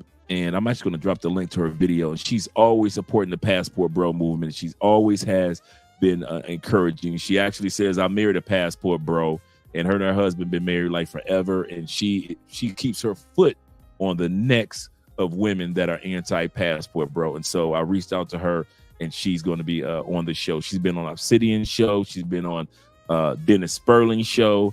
And so she's going to be here next Saturday. So I'm really excited about that.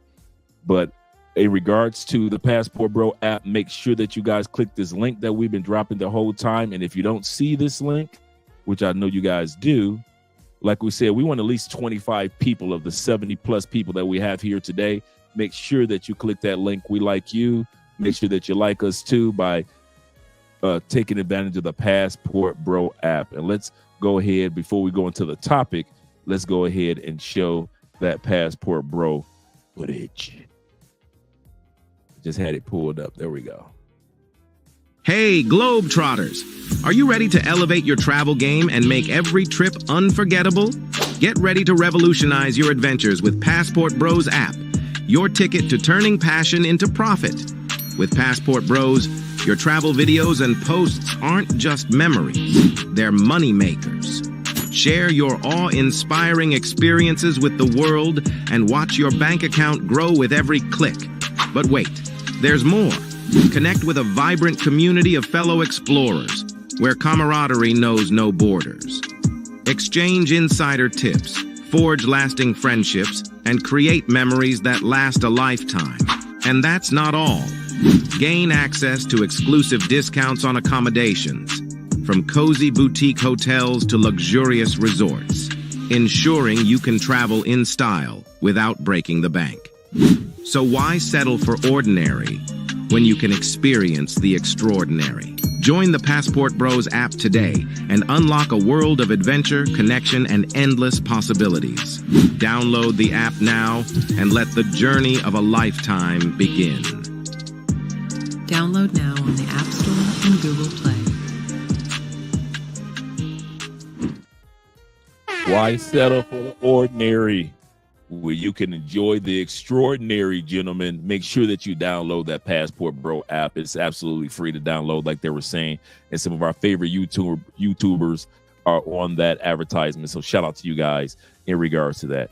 Let's go to these videos that we have, Aaron. And we're going to be looking at brothers and sisters from around the world that are talking about their experience with black versus black versus black. And then Aaron and I are going to talk about some of the reasons why this is taking place, because TikTok is, social media is just introducing people to how people feel or have always felt. But one thing that I'm noticing as us travelers, as black men traveling and meeting black cultures in other countries, we're kind of like bridging that divide of what people assumed about each other. And now we're face to face when it comes to us Passport Bros. And now we can learn and glean from each other and not just assume things about each other. So let's get ready to get started with this video. And I'm going to stop it off and on, and Aaron and I are going to give our commentary. Feel that they're better than other blacks outside of Africa. Here we go again. But before I get into this video, let me just educate you a little bit. Black people in Europe are at most first, second, or third generation immigrants, so they're definitely African. But when we're speaking for African Americans and Afro-Caribbean, I'm going to speak from a perspective of somebody who just recently moved to America. Before moving to America in 2017, I couldn't wait to make African American friends. I mean, shit, I was tired of Africans. I moved here from Africa, obviously. I wanted to feel how it felt to be friends with black people that are not African. And I remember moving here trying to make African American friends and just feeling so left out and feeling like I did not belong, which then brought me back to just sticking with my Africans. Now, just because we stick together as a group does not mean we think we're better than you, nor do we want to intimidate you. If our presence emits dominance, just say so. And I don't think African Americans do it deliberately, but Africans just feel left out and like we can't relate. It's be blowing my mind how like everybody want to shit on black Americans, but I'm in your brain, bitch. You can't think thoughts without a black American turning the fucking gears. You can't speak out of your mouth without a black American antibiotics turning your fucking gears. Black Americans are your alter ego. There's actually studies that show that universities and colleges, they would accept somebody who's from Africa or from the Caribbean before they accept somebody who's African American. And this is why we go back to the diaspora wars, because when you have black Americans who do feel like they're qualified, but then somebody from another country is able to go in and get accepted, and then those same people that get accepted is now looking down on black Americans. Well, oh yeah, I just lazy. I came over here from my country and I got accepted. Now this is another obstacle in our way for us, that people that are actually qualified, to get into those schools. The blacks are fighting. The blacks are going at it. You're under TikTok rock if you have not seen that the black Americans and the black British are going back and forth. It's a lot going on, so I'm gonna just tell you what the internet is saying, okay? Your girl here makes a video about black British people, okay? So then she responds and makes a video about how black Americans cannot be talking about black British people. Let me just tell y'all, the girls are so freaking pissed, okay? She said, we are the laughing stocks of the black community in the continental streets, across continents. They are laughing at black American. I'm gonna lie, she ate the most when she said, y'all need to focus on national security. For her to say we the laughing stock of the continental streets, it hurt. You hurt me, sis. After she ate us the fuck up, she ended it with, but black people shouldn't be divided and fighting. And I was like, you right. So let me just tell you what the internet is saying about what they're saying. So the internet is saying that everybody knows that everybody wants to be like black Americans. Hollywood culture, fashion culture, hip hop culture, all American. And y'all eating it up. Other internet is like black people have no culture or identity or no food or no heritage inside of America. Other internet was like, we are overpopulated and undereducated too. But I don't know. Y'all let me know what y'all think. Love y'all. Bye. We're gonna pause it right there. We got more parts of the videos. I got more coming down the turnpike, but I want to hear what Aaron has to say thus far in regards to this black versus black kind of like not really attack. I can't say it like that. It's not to that extreme, but that this misunderstanding that we're having among each other. Wow. Yeah, I've heard rumblings of this going on. It's, you know, we definitely got some cultural differences for sure. Black Americans definitely went through our little ethnogenesis being in America for 500 plus years. Some of us having indigenous roots in America, mixed in with the Africans. So, but we definitely, when people say we don't have a culture, we definitely have a form of our culture. We all know this as Black Americans. Our soul food, of course. Every music genre was started by Black Americans. So we have our sense of pride. I don't know, man. I can only speak from my experiences with Africans. It was cool in Atlanta for the most part. They kind of did their own thing at the same time. I mean, it's just cultural differences. I don't really see a huge issue among Black people in the diaspora like that. I know it's coming down with this, FBA and Financial Black American, but for the most part, I think we all kind of know where we sit in this world for the most part. We don't really control any industries or major institutions, no matter where we at. So it is. That's true. That's true. I'll look at it from the perspective of most of the people that are in these TikTok videos probably hadn't ventured off of the plantation of their continent or their country to even get to know other people. I'll say it like this. And you know this. A lot of people that are Black don't realize how many Black Brazilians there are. I know I didn't realize they never knew Afro-Colombians and Afro-Peruvians existed. In other words, because of before social media, we were really kind of like isolated from each other. You're on your continent, we're on our continent, and if Mr. Gilmore and other white folk didn't tell us about what was going on in that continent, we really didn't know. You had a few, Black scholars that are out there that were out there talking about Black movements and things like that, what's going on in other countries. But for the most part, prior to social media, correct me if I'm wrong, we didn't know about each other. And yet, even when social media comes along, as you can see from these commentaries that were put up, and we're going to watch some more videos, that if you aren't traveling, you really don't know as much that you should know. Or if you're not interacting, like you said, that even though the Africans had their own community in Atlanta, you guys still interacted with each other. Because I'm always on learner mode, so I'm always interacting with other cultures anyway. But I think it's the fact that we as people have been sold a bag of beans about each other for so long that right now is going to take a couple years for us to really understand the truths about each other. You see I'm going with that? And I think one of the things that's helping with that is the Passport Bro movement, as well as bros with passport, because not every bro that has a passport is a passport bro. So I'll just say there are some bros that happen to have passports that are traveling too. And because we're traveling, we're getting a chance to learn each other's languages, learn each other's cultures. I think the Black culture, I think what makes us as I can understand what other countries say we don't have culture. I think what they're trying to say, and they can correct me, I think what they're trying to say is that we don't have a rich history compared to their 2,000-3,000-year-old history. But as far as culture, you named quite a few things already that we have that are culture that other countries of blacks are imitating. So it's impossible to imitate something that's not there. So when it comes to our culture of music, when it comes to our culture of dress, Andre was telling me down here in Colombia, shout out to Razor Ray in the building.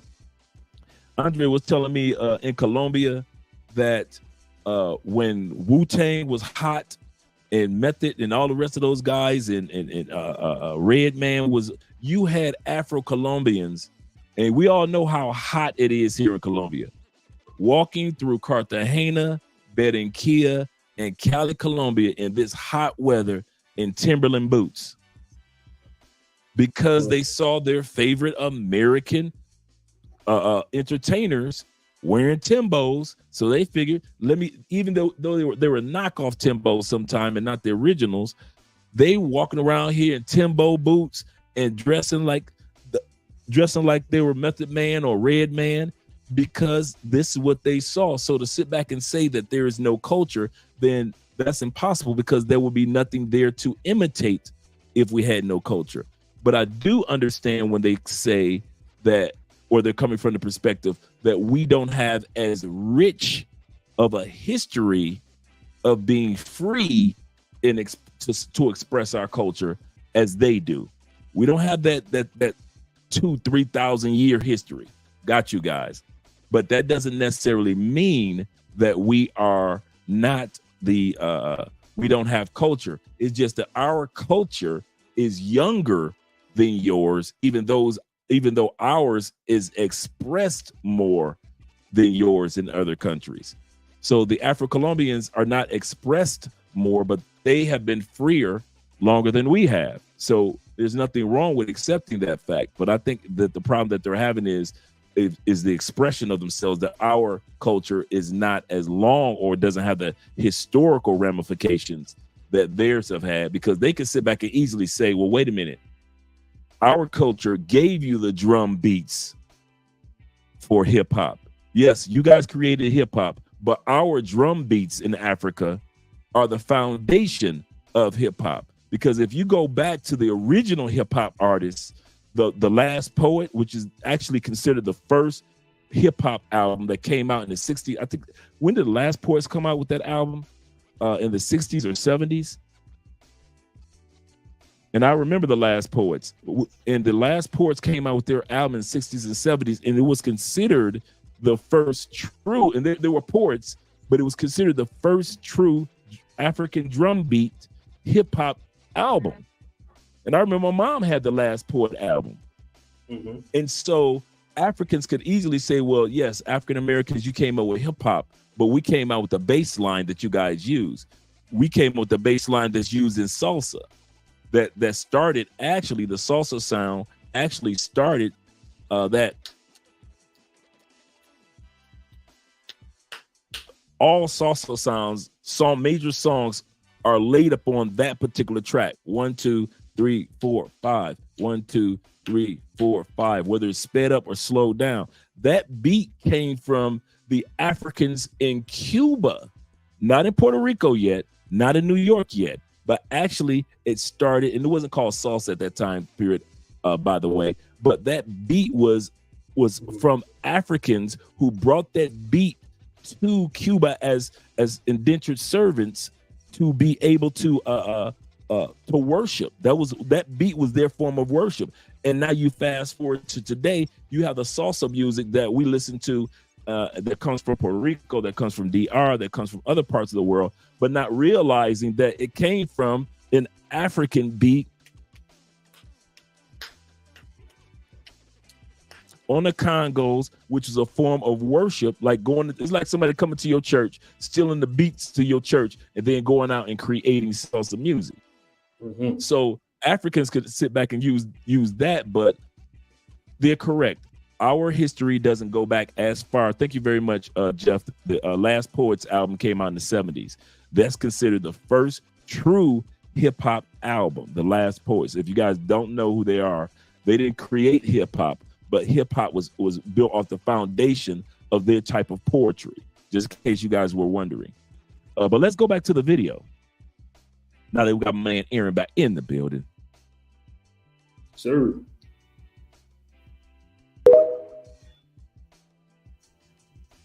What other race/ethnicities do you believe would be there to help Black people in a race war? Black American people, because the Caribbeans and the Africans, I don't see them standing up with us either. Excuse the out of me. The diaspora wars are already going crazy. It's mad Caribbeans and African people that think that they better than Black Americans as it is. So when people from other countries come here, they are already forewarned. Stay away from them Black Americans. They're like this. They're like that. There are a lot that will stand up with us, but I'm not counting every single last one. So what you're saying is there are going to be a group of West Indians who are going to look at a race war and say, I'm from Trinidad. I know what's going on here.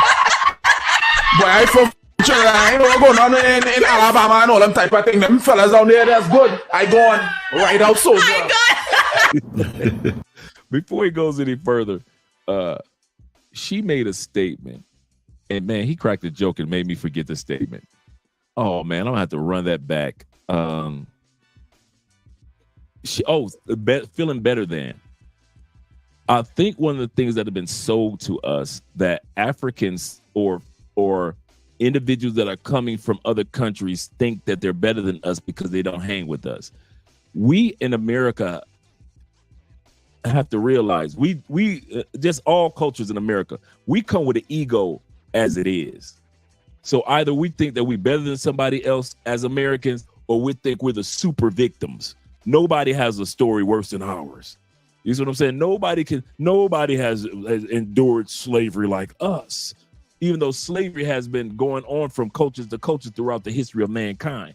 But we think that our version, we understand that in South America there were slaves, but not like ours. So we come with a super ego when it comes to certain things, whether we're the super victim or we're the super victor when it comes to being Americans in general.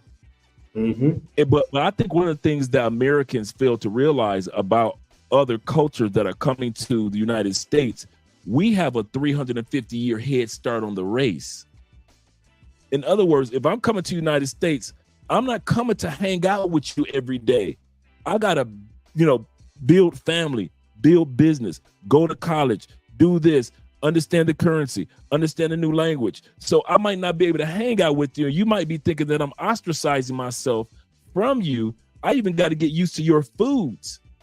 I'm used to my recipe. So I've noticed a lot of times foreigners, when they come, you got to give them at least 3, 4, 5 years to get established as at least decent enough established into a new country. And we assume that, well, they're standoffish. They don't want to be around me. No, sometimes, just sometimes, we have to consider our brothers in other countries that come over are just busy. They ain't got no time to be hanging with you.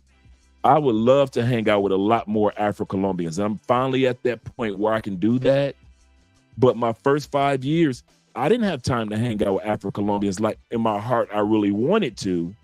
And so I know what it's like to move to another country and see my brothers and sisters, but I just ain't got no time to be hanging with them like that.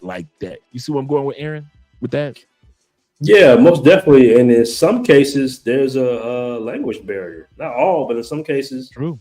Like when I was in Brazil, my friend Obi, he welcomed me into his mother's home, with open arms. I'm sitting at their living room table, feeling like, I'm part of the family or something. So I don't think sometimes I think that these little divides are kind of created for content to a certain degree. I mean, I know we've had our separations, but I'll tell you what was revealing to me. I was in Thailand in the area called John Tiem, and I'm walking down the street. I think I'm going to get something to eat, and I run into a tall, older white man.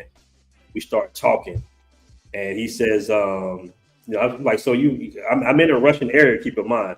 And I said, so, I mean, you're from Russia, right? You're Russian. He was like, no, I'm not fucking Russian.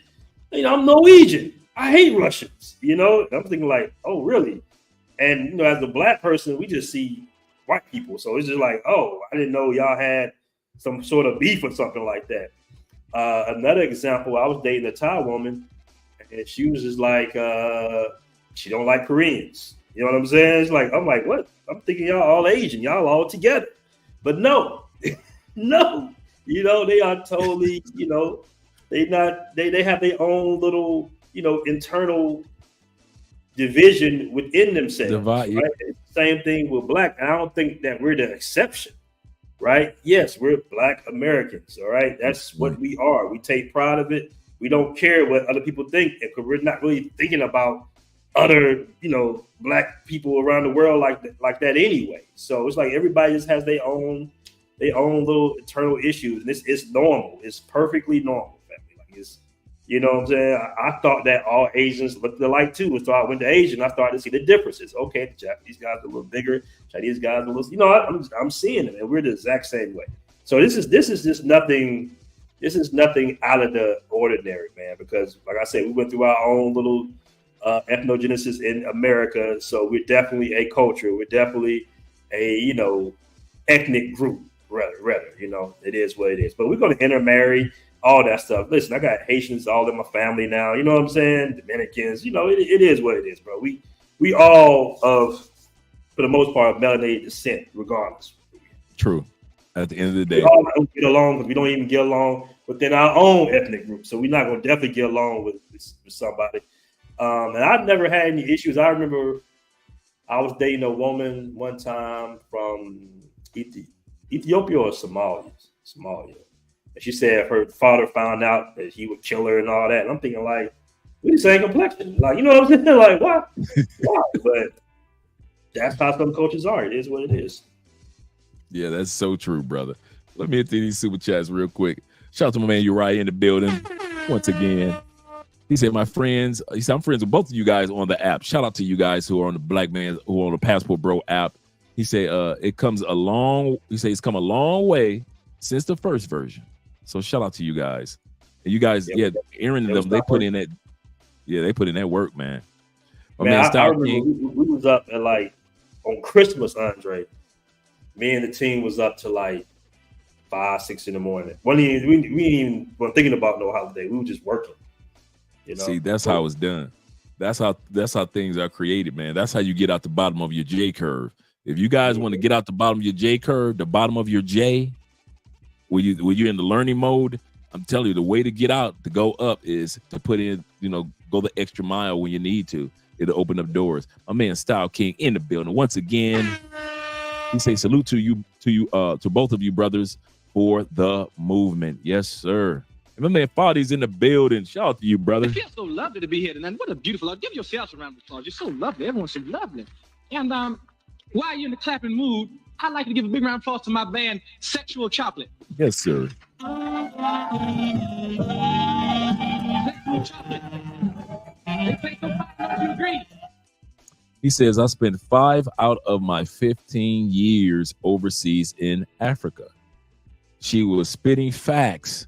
In Africa, some folks will clown you in one breath and ask you for an invitation letter to the U.S. With the next. He said, it's not everyone, but it is prevalent. So, yeah, how they see us.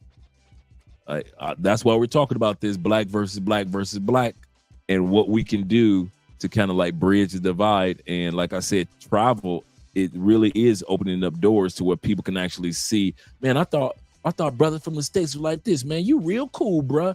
I've had so many people say that down here about me in regards to how I represent black folks. Now, mind you, I've had my interactions with Colombians that I got hyped with, but 99.9% of the time, I'm really a good representative of our people. Shout out to my man, Morning Drive Coffee Break in the building.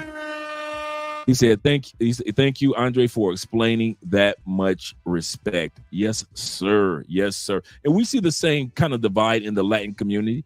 You find out that Colombians don't get along with Chileans. You got Mexicans versus Puerto Ricans, because Puerto Ricans think they're better because they think they're part of the they know they're part of the United States. And then you've got people that don't even consider their Haitian brothers and sisters as being under the Latin umbrella, but they are Latinx as well.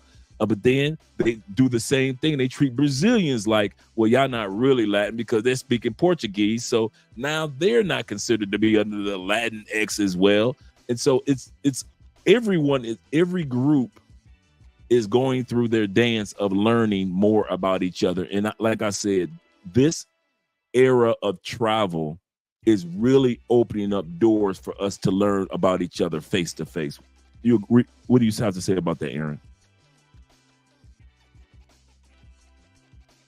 I think I put you on mute. Are you muted? Let me. Oh, there you go. Okay, there you go. Yeah, but yeah, most definitely. Most definitely. It's like I say, we're not gonna all get along. We're not gonna all have the same ideology towards things. We're just a group of people like everybody else. Right.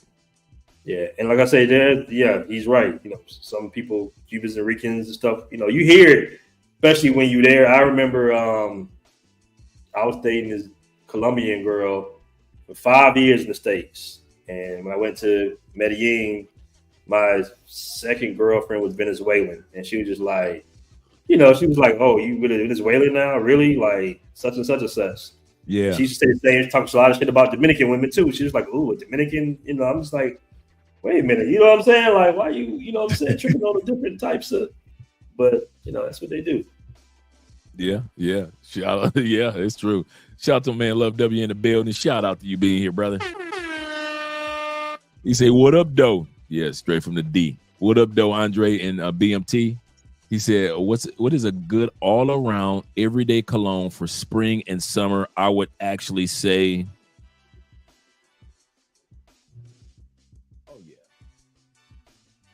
that is a classic. It's not going to go anywhere. It'll always be around.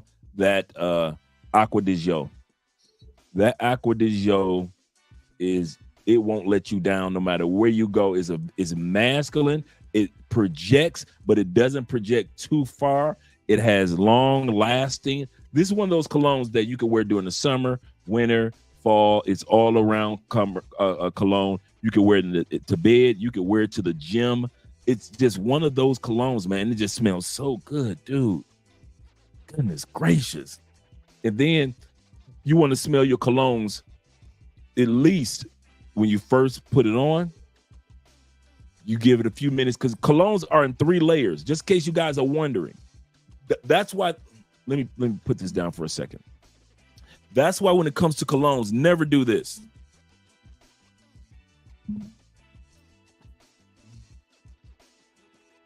Don't do that ever. You're breaking up the cologne is they're actually created in 3 levels. Your top notes are put so when you first spray, it's going to smell a certain way when you first spray it. The mid notes are going to come out. So when you first spray it, you'll notice, let's say you'll notice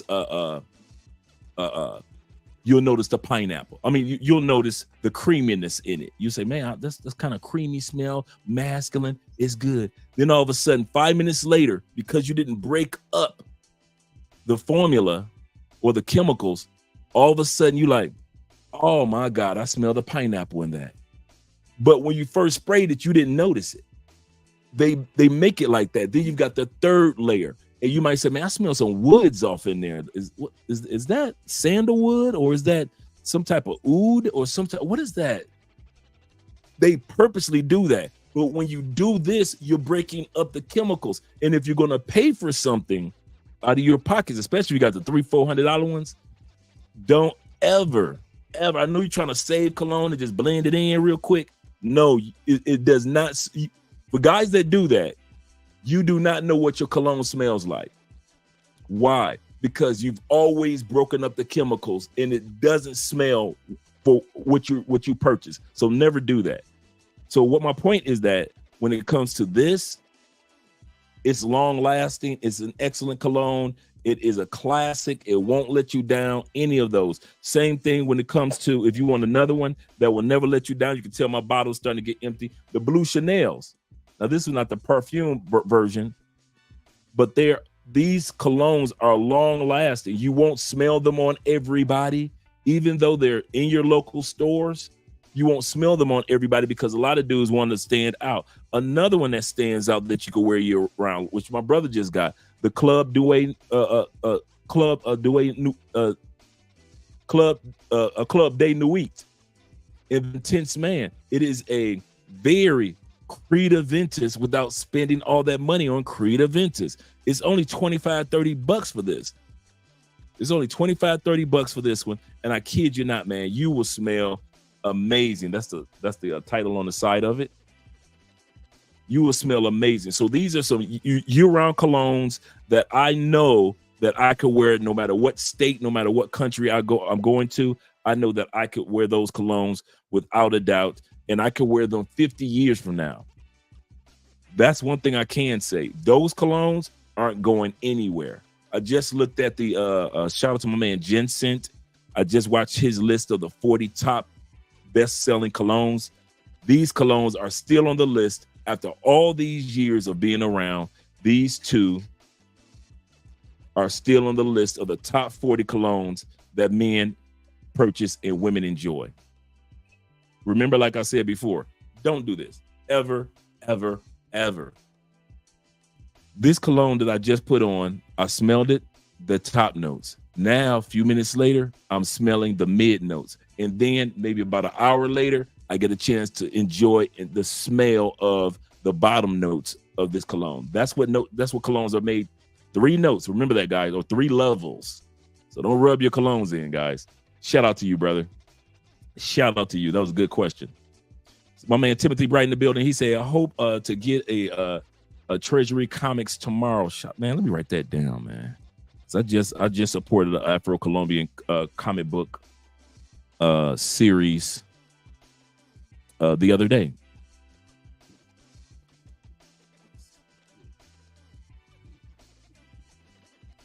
These are Afro-Colombian comic books. I ordered these off of Amazon, and this is their Black Sun.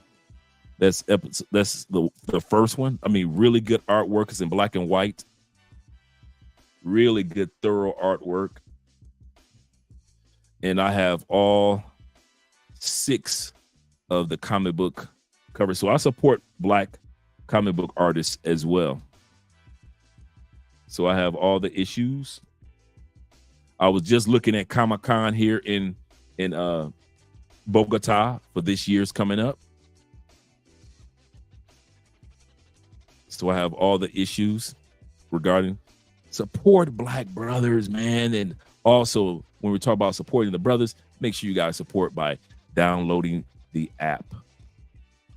Shout out to you, brother. So I'm going to reach out to Treasury to make sure that I can get those Treasury comics myself. My man Fadi in the building once again. He said, forgot to mention, he said, I'll be in a Dua soon.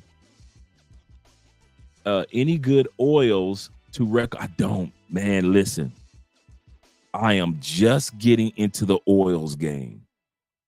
I'm just getting into, guys have been talking about, Dre, you need to start getting the oils. You need to start getting the oils. I'm just getting to the oils game, so I don't have anything to recommend quite yet. Give me about a good 6 months. Yeah.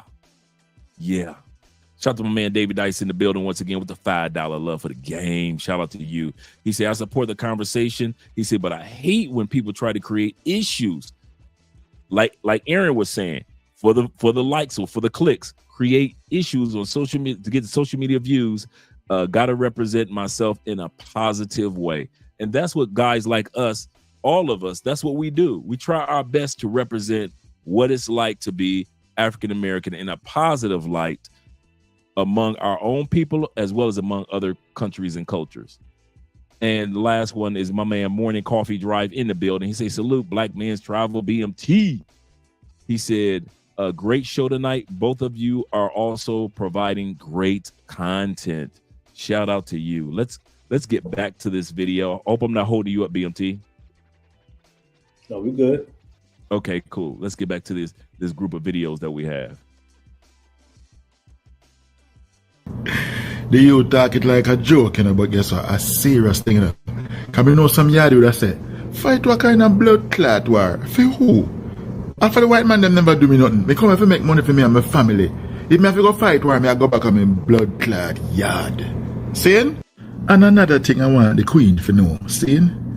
Yes, there are Africans and there are Caribbean people who think that them better than African Americans. But there are also African Americans who think that them better than Africans and Caribbean people. Saying?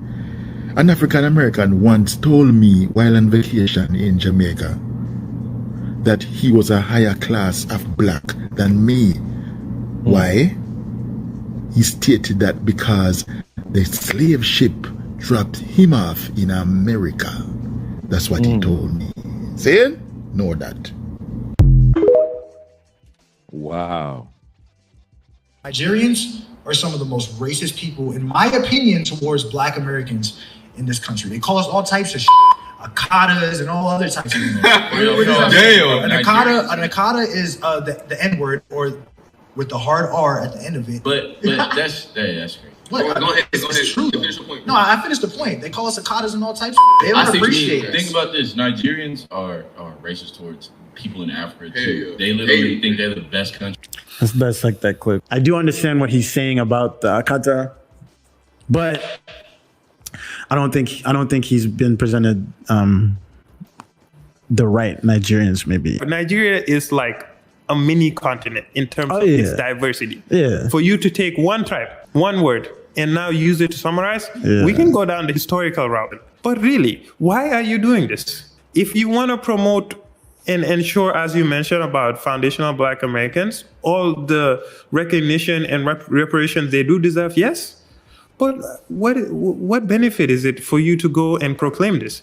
And then your buddy there, I told her he will bounce back. He goes and says Nigerians are even racist to other Africans. Who told you that? You can't say those things. These things are what causes the divide. Africans do not like Black Americans. So this is a fact. No, it's an opinion, and a very asinine one at that. Because Africa is a continent with 54 countries and over 1.2 billion people. A statement such as Africans don't like African Americans is a very ludicrous statement, because one, is perpetuating this narrative that there is beef and animosity between Africans and African Americans. And two, what that is doing is it's generalizing an entire continent based off of the actions of a couple of African hairdressers who live in America. And this is coming from someone who has traveled to 4 out of 54 of the African countries. Okay, so I went to Tanzania and I was treated like royalty. People were bowing at my feet. I felt like I was some type of long lost queen who had finally returned to the land. Let's talk about Ghana. Ghana was one of the most beautiful countries that I ever visited. I had a family who opened up their home to me. They were feeding me 3 times a day. We were living by the beach. They were doing so much to just make me feel welcomed and loved. So this is for all of my African American people. Go to Africa. Go to the different countries that are there. Learn some of the languages, learn some of the cultures there, because this is the thing. There are more similarities than differences between Africans and African Americans. And we need to kill this narrative. We need to break the plane and start the conversation so that we can get to know each other and enjoy the beautiful continent that we call the motherland, Africa, Azania. Okay? Peace and blessings, y'all. We're going to stop right there. We got a few more, but let's go to before we go to this one, let's go back to my man Aaron and I. She's absolutely correct when it comes to, once again, go and find out on your own. Like I always say, prove us passport bro is wrong. Then get a passport, fly out, get some footage, and prove us wrong. And that's what she's saying, the exact same thing. If you think that these cultures, our brothers and sisters in Africa, are anti-United States, or anti-brothers and sisters in the UK, Prove them wrong. Prove, make your point by actually going to these places and visit. Because I kid you not, my experience with the Afro-Colombians here has always been on a positive scale. I haven't had any. Have you had any incidents, Aaron, that you can reach back, or you've heard of any incidences that were just straight demonstrative of Afro-Colombians or even Afro-Brazilians, or even I even spread it out, Afro-Brazilians or our Brazilian or our Dominican and Haitian brothers and sisters? I haven't had that. Yeah, I haven't had any issues whatsoever with blacks, other Afro people at all. Never had one personally. Zero. There's always love wherever I go. I'm being shown love. So I don't know, man. The internet is a crazy world, full of stereotypes and narratives. So, it's I hate that this is kind of being pushed to the forefront now as the new black issue, because we still need to be mending our relationships between men and women in the States for the most part. But hey, it's just, it is what it is. But I would say this on the behalf of 90% of Black Americans: we're not thinking about nobody else, man. Like, we don't be having conversations talking about Africans, and we don't be doing that. We I just don't think I've ever had a conversation. Yeah, we got our own mountain of issues. I think it's a little disheartening when you might have people from, and I get the whole delineating thing, where you got people that won't be entitled to reparations, and they trying to put their talking points on it, but we don't care. We shouldn't be concerned with what they say, because our issues with the U.S. government at this point. So we just kind of just doing our own thing, man, to be honest with you. It's like this is just for content creation, in my opinion. I honestly don't think that we really have any issues with each other, personally, and it's okay to love your culture. It's okay to sector off with your culture. Like, it's totally fine. Like, nobody's tripping. Honestly, nobody's tripping. And as far as the guy who was saying, people make up lies to prove points. I'm not saying my man with the beard was lying, but I just have it hard to believe that another black man would tell a black man in Jamaica that I'm better than you. Like, what is that about? Like, bro, I don't believe that shit. It's like he made that shit up. Yeah, what a black American told me? He said he was better than me because his ship dropped him off. Bro, we don't even talk like that. You know what I'm saying? Like, nobody talking about no damn ships. We don't know nothing about no ships. That was so long ago. Half of us was already here, apparently. So it's just like, listen, we don't be coming off like that. I've been in Jamaica, got showed love. Jamaica's a cool place, so, it is what it is. Yeah. Yeah. It's kind of funny. Now, I will say, Andre, that I do know that the women are catty. You know what I'm saying? I do know that. Like, I know that, women, have their little beefs with the Nigerian women and stuff like that. I get that part of it. But the men, hey, brother, do your thing. What you need, bro? Like, you help change your tires, something. Like, we don't really be. Black Americans are the most accepting people in the world, bro. You come right in our neighborhoods, you date our women. That's the definition of acceptance, when we allow you to date our women, right? True. So that's all the acceptance any man ever needs, is we allow you to date our women. We're not burning down your houses if you're a Nigerian guy dating a Black American. So you pretty much accepted within our community. Not only do you start businesses in your community, not only do you can apply for the same scholarships that we apply for and sometimes don't get. Like, we can't be more accepting than what we already are, bro. Like, come on now. Absolutely correct. From business loans to college scholarships, you're 100% correct. And so I always talk about, guys, cameras off. You guys know how I am.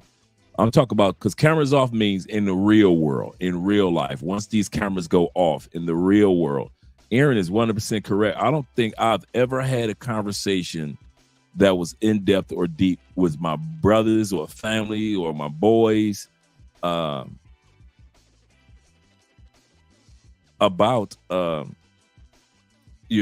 not liking Africans, or do you see that African over there, or look at the most that you will hear. I'll tell you the most that you will hear. You ready? Dude to be like, man, I'm dating this Jamaican chick. All right, dog. You know them Jamaican chicks, great. That's the closest I could say of a conversation that we would have about somebody that wasn't necessarily they're culturally born in the United States, even though they may have been born in the United States or came over to the States. Their culture is not initially of the United States. That's the most that we usually say. We hear dudes say, man, I'm dating this Jamaican chick. I do. You know them Jamaican chicks, man. They treat you good, but they crazy.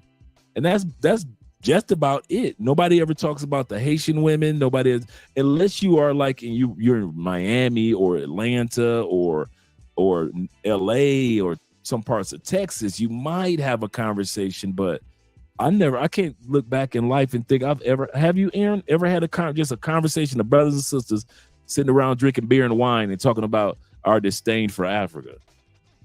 Never. It's not even a part of our conversations, bro. It's just not. I really think that also, and not to cut you off, I really think also because there's so many tribes and segments of different of each one of the countries, of the 54 countries in Africa are broken down into segments within itself. I don't think they sit around all day long and talking about us either.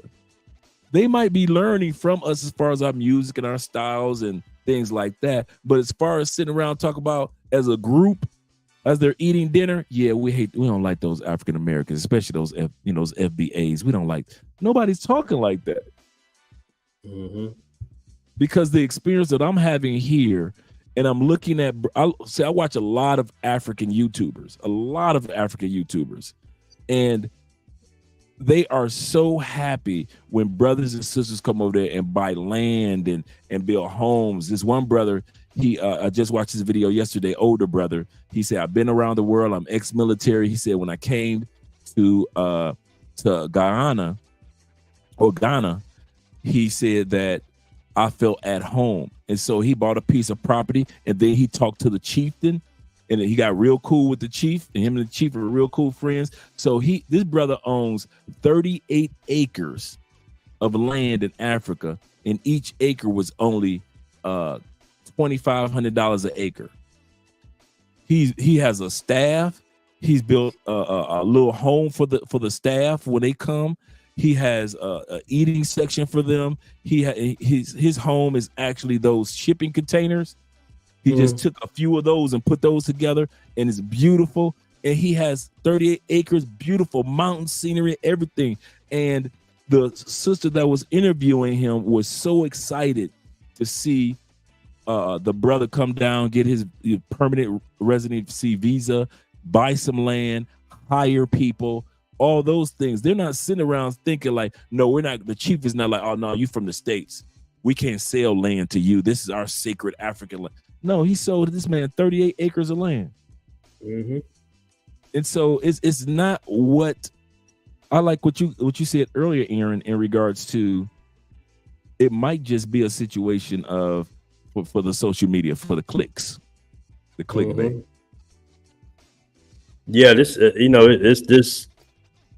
I've heard the rumblings of this for quite some time. The Foundation of Black Americans, and you got certain big content creators that kind of joke around with the other, Africans in the diaspora, Africans. So I get it, but it's all entertaining, man. We don't really have a real issue with each other. We all have, cultural ties deep down, man. We get it.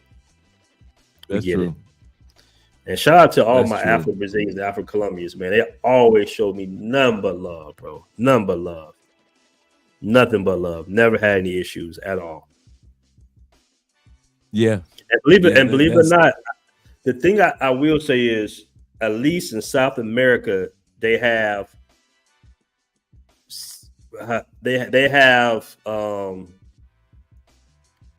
continue to have their cultural ties back to Africa with the they really do. The food and the dances. Some of them even hold on to their language. They mix the language with the new language. The religion, right? Funerals, exactly. And that's big within South America. But the thing is, like when you go to Southeast Asia and you see people that might be darker than you, have your complexion, they just Asian. Like they have no indication of them with any Afro descent, even though a lot of them came from the bottom of South Africa to go up into the Philippines and back up through Asia, they still have no Afro identity, and they typically hide the Afro Asian. I can't say Afro. The dark Asians, they typically hide them from all forms of media, bro. It's like I had no idea when I put up in Thailand I was gonna see phenotypically looking black people with Asian eyes. I had no idea. I still remember seeing this. We call them motos in Colombia, but just a guy with the bikes, the bike taxis, and I still remember this look he was giving me because I'm sitting here staring. Like, you know how some people be staring at us when they first see the first black people? I was staring at him. I was just like, like, and he was just like, I'm like, hey, like you look like yeah, I never, hey. It was the same look I gave when I saw my first Indian in North Carolina, or it was either North Georgia or North Carolina. When I say Indian, I mean red skin, bro, like literally the color red, and I got Indian roots in my family, but they still look like light black, like light skinned people, basically. Right. But this Indian looked like the guy on the tomahawk sign, like the Cleveland Indians, the old Cleveland Indians, looked just like him. And he was in this store. It was like a grocery store. We was going to the casino, the Cherokee Casino, and I saw him, and I was just like, damn, like I can't, like they took, my first thing in my head is like, man, these folks took all these people's shit. Like this is a blood Indian, like it's complexion, it's a complexion of blood, man. So I was shocked. I was just kind of like, damn, that's y'all did exist. Y'all was once the rulers of this land. That's crazy. I even saw an Indian woman. American Indian. I was just like, damn, they had ass too. Like, oh shit. So bruh. Yeah. I dated an Indian. Was one of the last people that I dated in the States. Mm-hmm. Oh, bruh, she was so freaking fine. And you think like I'm about to get some Native American loving. Bruh, her body was crazy. Had no idea. Crazy. Bruh, Native American women. Florida too. They be in Florida too, man. Yeah, that's why I'm in Tampa. Yeah, Tampa. Exactly. Matter of fact, the Indian woman I saw was in Tampa. Yep, Tampa, bruh. Kirjan, bruh. Ooh, she was fine. Goodness gracious. She just so happened to have green eyes too. So that jet black Indian hair with that bouncing off them green eyes. Oh my gosh, she was fine. She was about 5'7". And man, listen, I was like, yeah. But I'm moving. So that goes back to your point, Andre, when you were saying that, and a lot of us just was naive. We didn't know, but we think we the only ones that had the struggle, but it was a common narrative around the Americas and in some cases Africa too. I will say that Black Americans are in a very precarious, sensitive, advantaged situation. I know I said all those things, but the reason I say that is our American dollars and our access to the American financial system gives us privilege over 95% of Black melanated people around the world. True. This is why when they have think tanks, you have women that come out publicly in different ethnicities. And I don't say nothing on your channel, but they say that the Black American youth are the problem, right? Because they know Black Americans have access to this financial capital, and now they're moving around the world, right? So, for example, a Black American has a holding company. He gets $10 million in financing. He's a passport bro. He goes to Ghana. He buys some land. He puts some Ghanaians in charge and say, hey, grow these chickens. We're going to have eggs. And then he's going to export those eggs back to America. You see what I'm saying? Like, that's the issue that we're having, is the fact that we have access to financial capital. My bad. I didn't mean to go to the politics. No. And I'll tell you why. I'll let you continue to speak. Not let you, but the reason why I want to hear what you had to say was because some of the videos that we're getting into right now are saying the exact same thing to confirm what you were saying. So let's get back to those. Literally. Have you noticed that black Americans don't think anyone else is black apart from them? I think it's because black Americans have this very unique experience where they're black culturally and black racially. Like the rest of us in the diaspora come from other countries. Even black Caribbean people who are also descendants of slaves who were just a different boat stop. We still have a culture that's separate from being a black American. Because of the history of slavery and treatment of black people in this country, black people do have that experience where their race is directly tied to their culture. So when you say black culture, you're associating with black Americans. I used to be confused about it too, because I used to feel like they were trying to exclude other black people in the diaspora, when really it's just an identifier of the culture and their race because they're so closely tied to each other. Like racially, they're able to identify other black people, but it's just that culturally, we're not all the same, even though we're all a part of the black diaspora. Before we go into the next video, I want to kind of piggyback off what she said. In most, and you can attest to this, in most countries that have a huge black population, you will find that they focus on the 3 pillars in a different way, these 3 pillars or levels, than we do as African Americans. They focus on the pillar of their nationality. For example, Colombians. It don't matter who you are, no matter what color you are, when it comes to that red, yellow, blue, I'm telling you, all of them are Colombian. They love their country. You can't tell them nothing about their country. Same thing about Cubans, black Cubans. Same thing when it comes to black Dominicans. They love their country. They are taught nationality first. Talk about your nationality. What are you? I'm Dominican. No, you're black. No, I'm Dominican. Yeah, I get that, but you're black like me. No, I'm Dominican, Papi. I'm Dominican.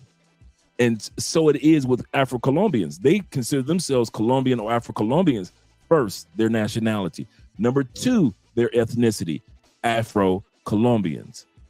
Their ethnicity is second. Then third, yes, just like you, I'm black.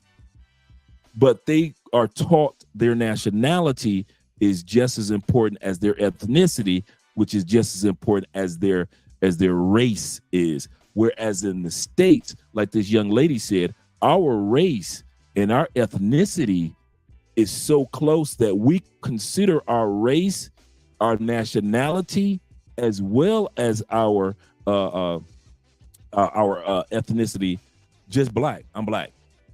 Because we weren't raised to think of ourselves as I'm an American. Nobody sat on television shows. You never say, I'm all American. You never see the black guy on the Navy be all you can be, be in the Army. You don't see the black guy on it. So you never are raised to think about yourself as an American with the black experience.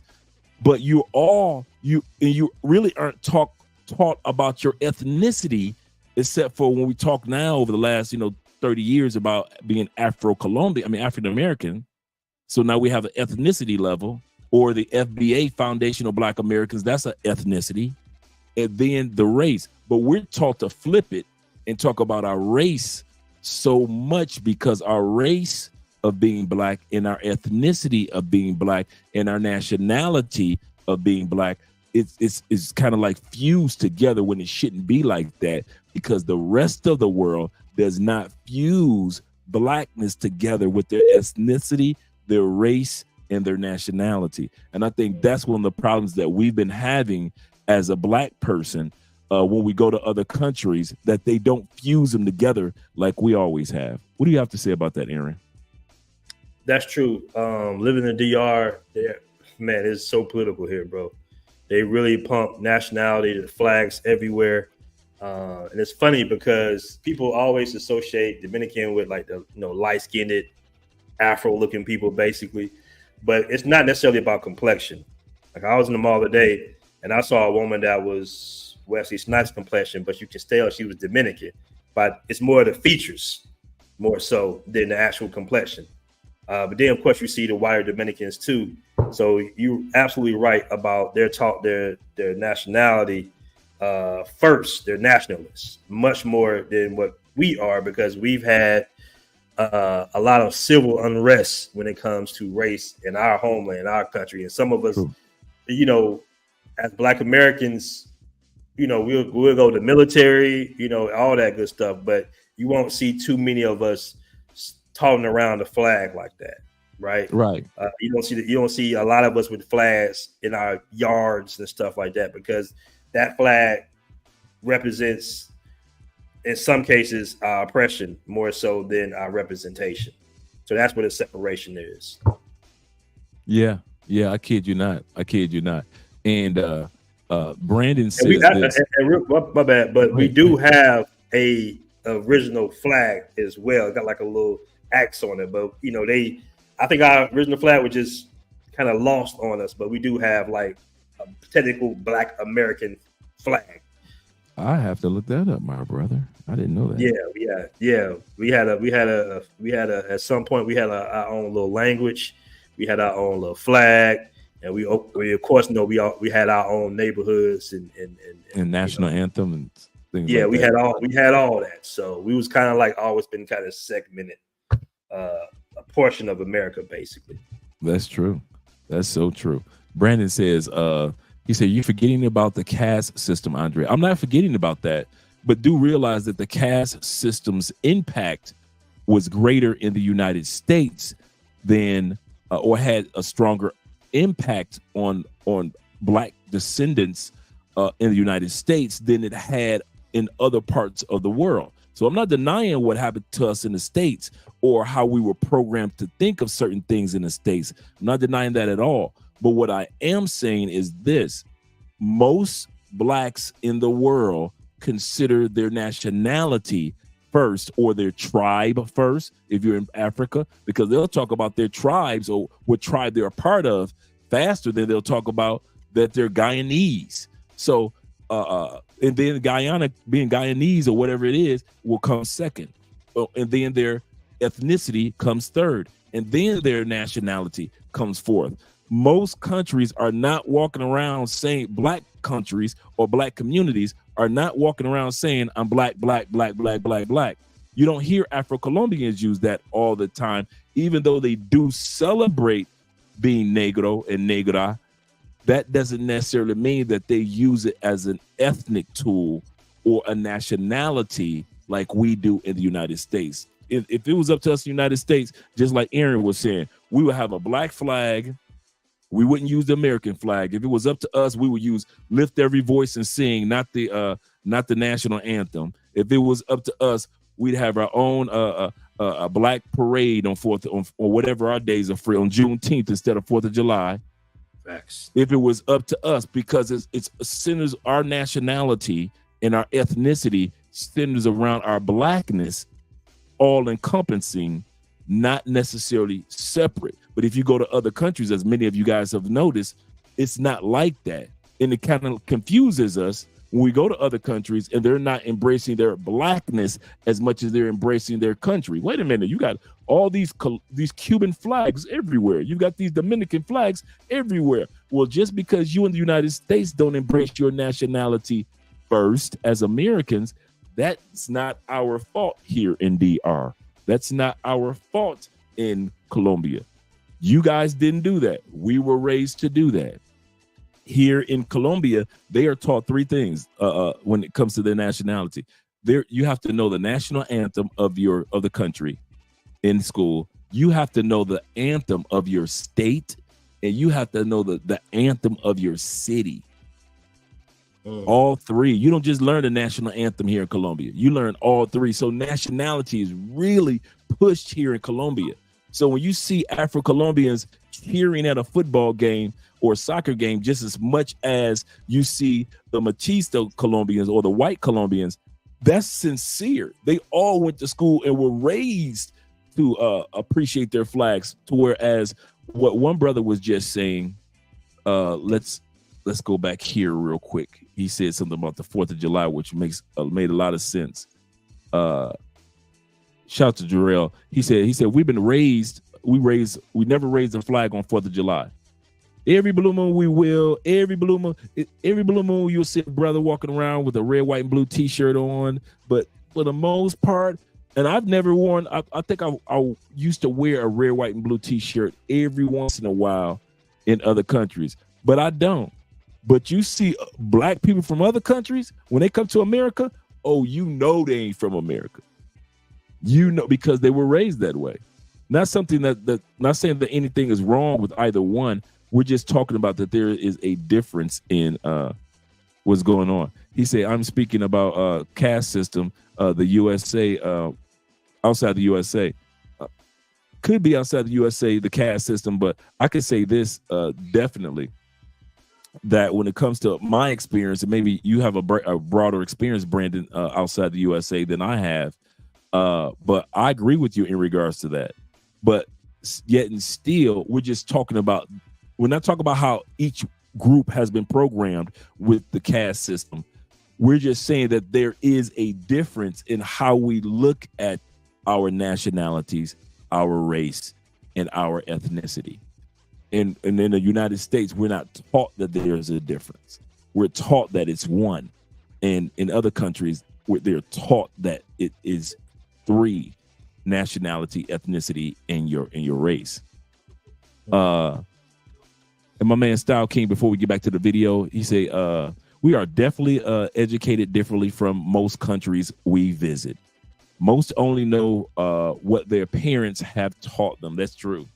You know, most of where you from? Alabama. Where you from? Tennessee. Where you from? But we really don't know the in-depth history of our people. So, because our history is only 350 years, and you got tribes that's been around for 1,000 years that people are part of. So there's a lot of learning curve. Shout out to my man Philip in the building as well.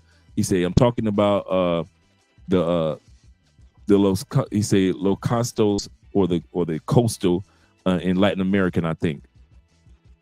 Oh, Brandon is talking about. Okay, cool. Oh yeah, I can understand that. Let's get back to the video. We don't want to hold up too much time. We've already been here almost 3 hours. Let's get ready to wrap this up with the video, guys. Black man, if you complain in America, good point, Philip. Because you got help, they make sure you get a basic standard of living in America. Like I'm talking about the very, very bottom, the trailer or an apartment in the hood. That's better than Africa. The bottom there is outside, no AC, no electricity, barely no running water. That's their poor. Our poor has a flat screen, AC, free school with a bus coming to pick them up, welfare, food stamp, Medicaid. That's a lot. Benefits, and we sit here and complain and say these ain't doing enough for us. America is stupid, believe it or not. We go back to Africa, and we go poor, we're poor. Now, do they have a middle class? Yes, but the difference is Africa has a very large poor class, very small middle class and wealth class, versus us, our biggest class is actually middle class. Where the lie at? You know they ain't gonna let the video go viral. You know. Bring that brother was speaking. Black man, if you complain in America, you're wrong because you got help. They make sure you get a basic standard of living in America. Like I'm talking about the very, very apartment in the hood. That's better than Africa. The bottom there is outside, no AC, no electricity, barely no running water. That's their poor. Our poor has a flat screen, AC, free school with a bus coming to pick them up, welfare, food stamp, Medicaid. That's a lot. Benefits, and we sit here and complain and say these ain't doing enough for us. America is stupid, believe it or not. We go back to Africa, and we go poor, we're poor. Now, do they have a middle class? Yes, but the difference is Africa has a very large poor class, very small middle class and wealth class, versus us, our biggest class is actually middle class. Where the lie at? You know they ain't gonna let that video go viral. You know they're not gonna let this video go viral. It's too many facts. They want you to be a victim. They want you, my brother, to be a victim. They don't want you to be a victor. Use your common sense. The brother on the video is right. But, you know, you can make it viral. Share it with everybody. That brother right. Go to the next video. Even though I want to disagree with you, I get where you're coming from. When I see black people talking about racism, all that stuff, I'm like, what is wrong with these people? You guys have food, you have EBT, all these things, and you're here shouting about somebody is racist too. Just leave that person and move on. I feel that way. Like, why are they always like complaining? But when Black Lives Matters started happening, like, I sat down, I said, I need to actually know why these people are pained. And if we look at the history, what they've done to them, like if you actually sit down, watch some documentaries, how they were maltreated, I don't think if I'm actually born, I will forgive those people. I don't care. it's easier for us Africans that were raised in Africa to feel like they're complaining because we were raised through struggle. Like, I barely even have water, and you have water, you're complaining. But then it's not about the basic necessity or about how we are raised. We are raised like, I don't want to say way better. We might not have resources, but there are some way, like our own people will not look down on us or put us behind. So it's in they're nurtured that way. Like, they just can't overlook it. And if you sit down and watch everything that the forefathers have been through for you, I changed my mind. No, they need to be angry. However, they should still move forward.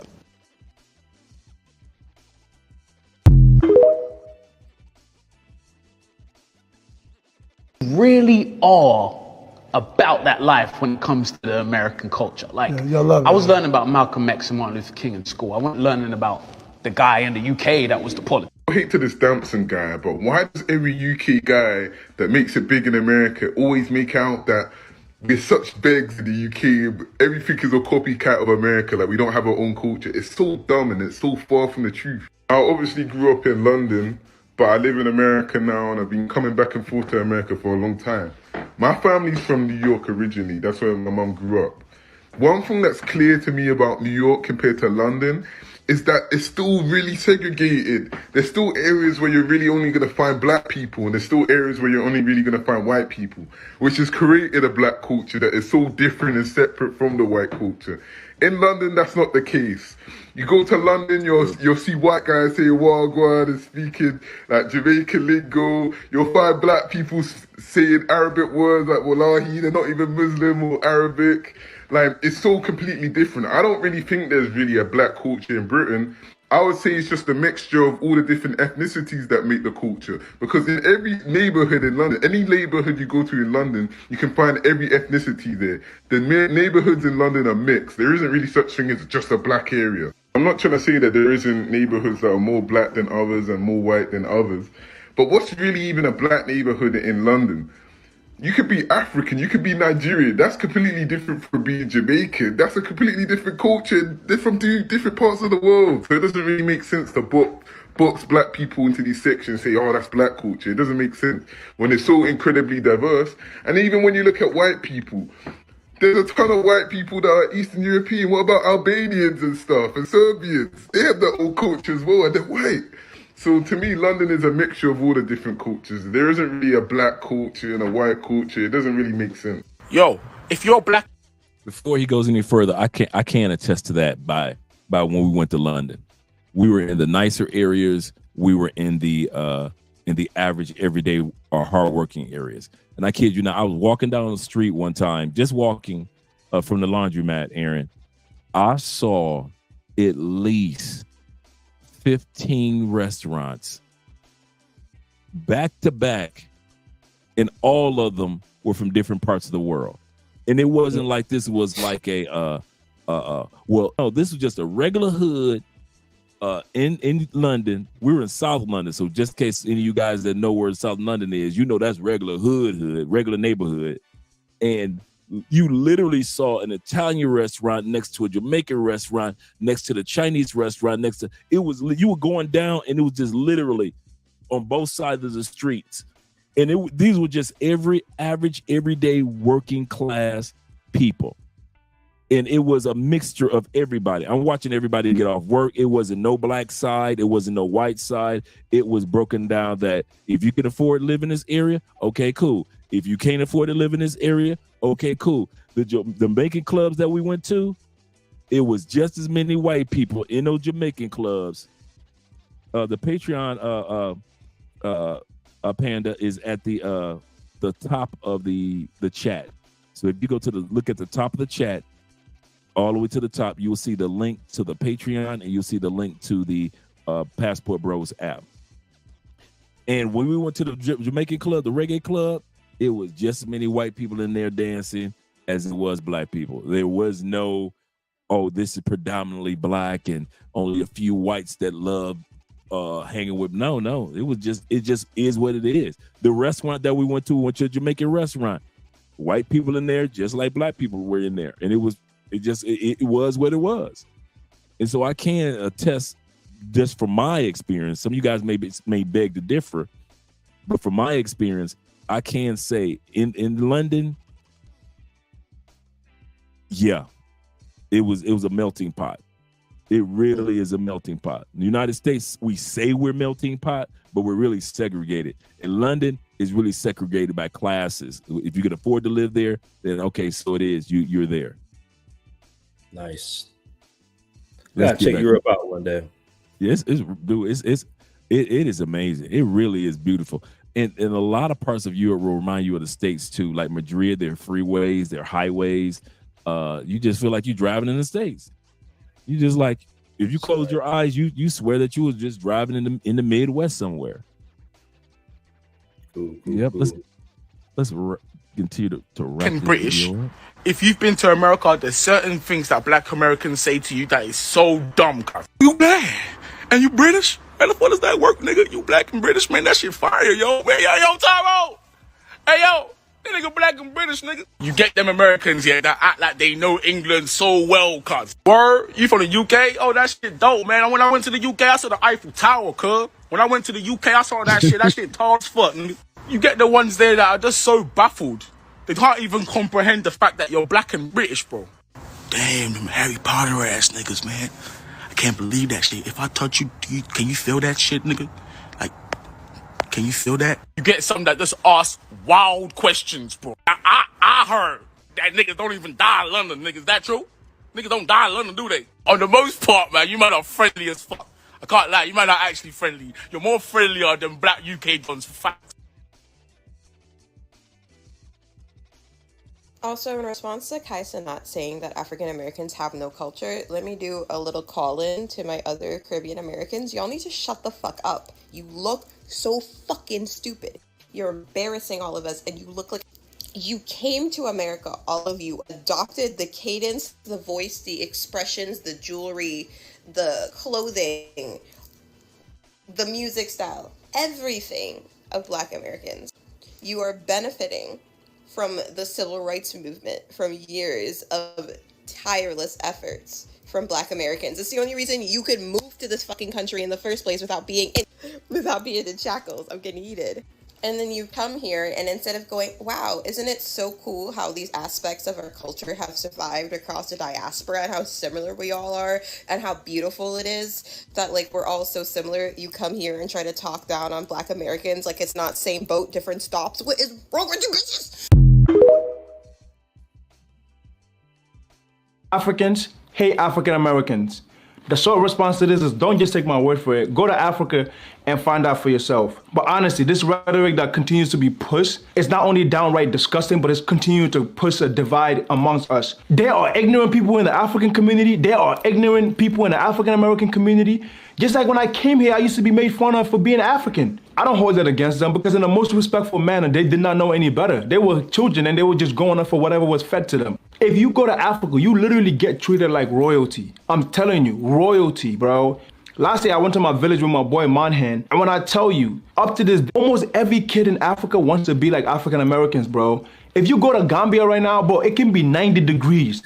90 degrees. There's kids walking around with puffers and fur coats and try to sag their pants because to them, that's what, like, I don't think you guys understand how powerful or how much Africans in Africa especially admire African Americans, bro. Like, after you finish watching this video, I want you to go on YouTube and type in Americans and you will see.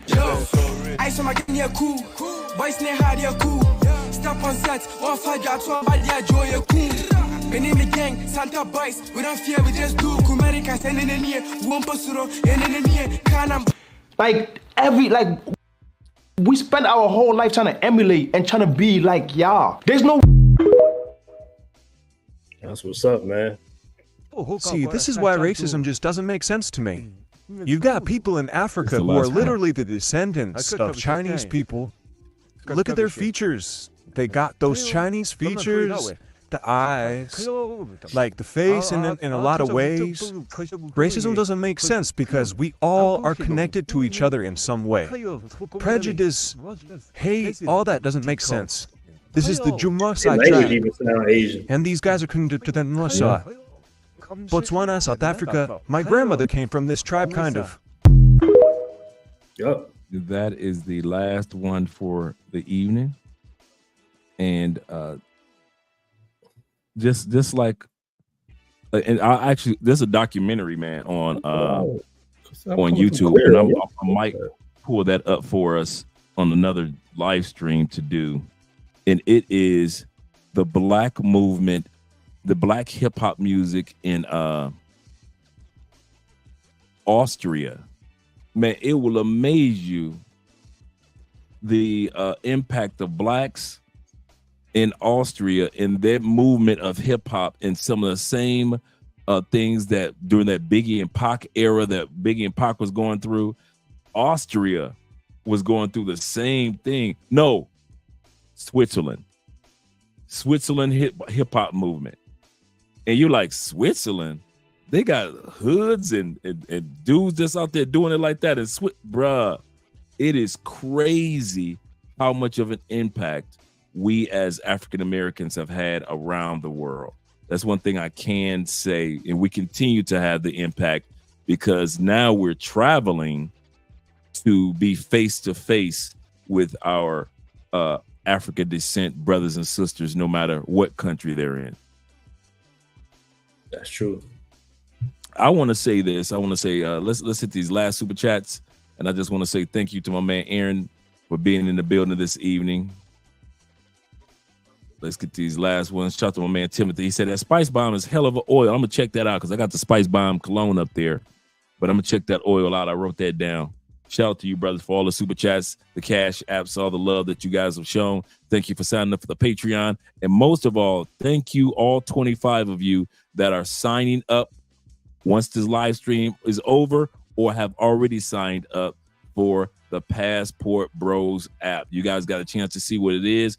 I'm going to be taking this video and clipping it and be dropping that part separately into the Patreon, into the membership, as well as onto the live stream. So guys will actually see what the Passport Bro app is all about, and they can refer back to this video. And when I clip it, I'm going to send it to Aaron also, so he'll be able to use it as a point of reference for his channel as well. So, but shout out to you guys who stayed with us this evening for the last 3 hours. Do you have any closing remarks, Aaron? Man, appreciate you having me on. Us going on the app. Great show as always, my brother. Great show as always. Oh yeah, and we got to let these guys enjoy the outro that they enjoy oh so much. Let me get this outro pulled up for the fellas. We're out of here, guys. Peace. Yeah.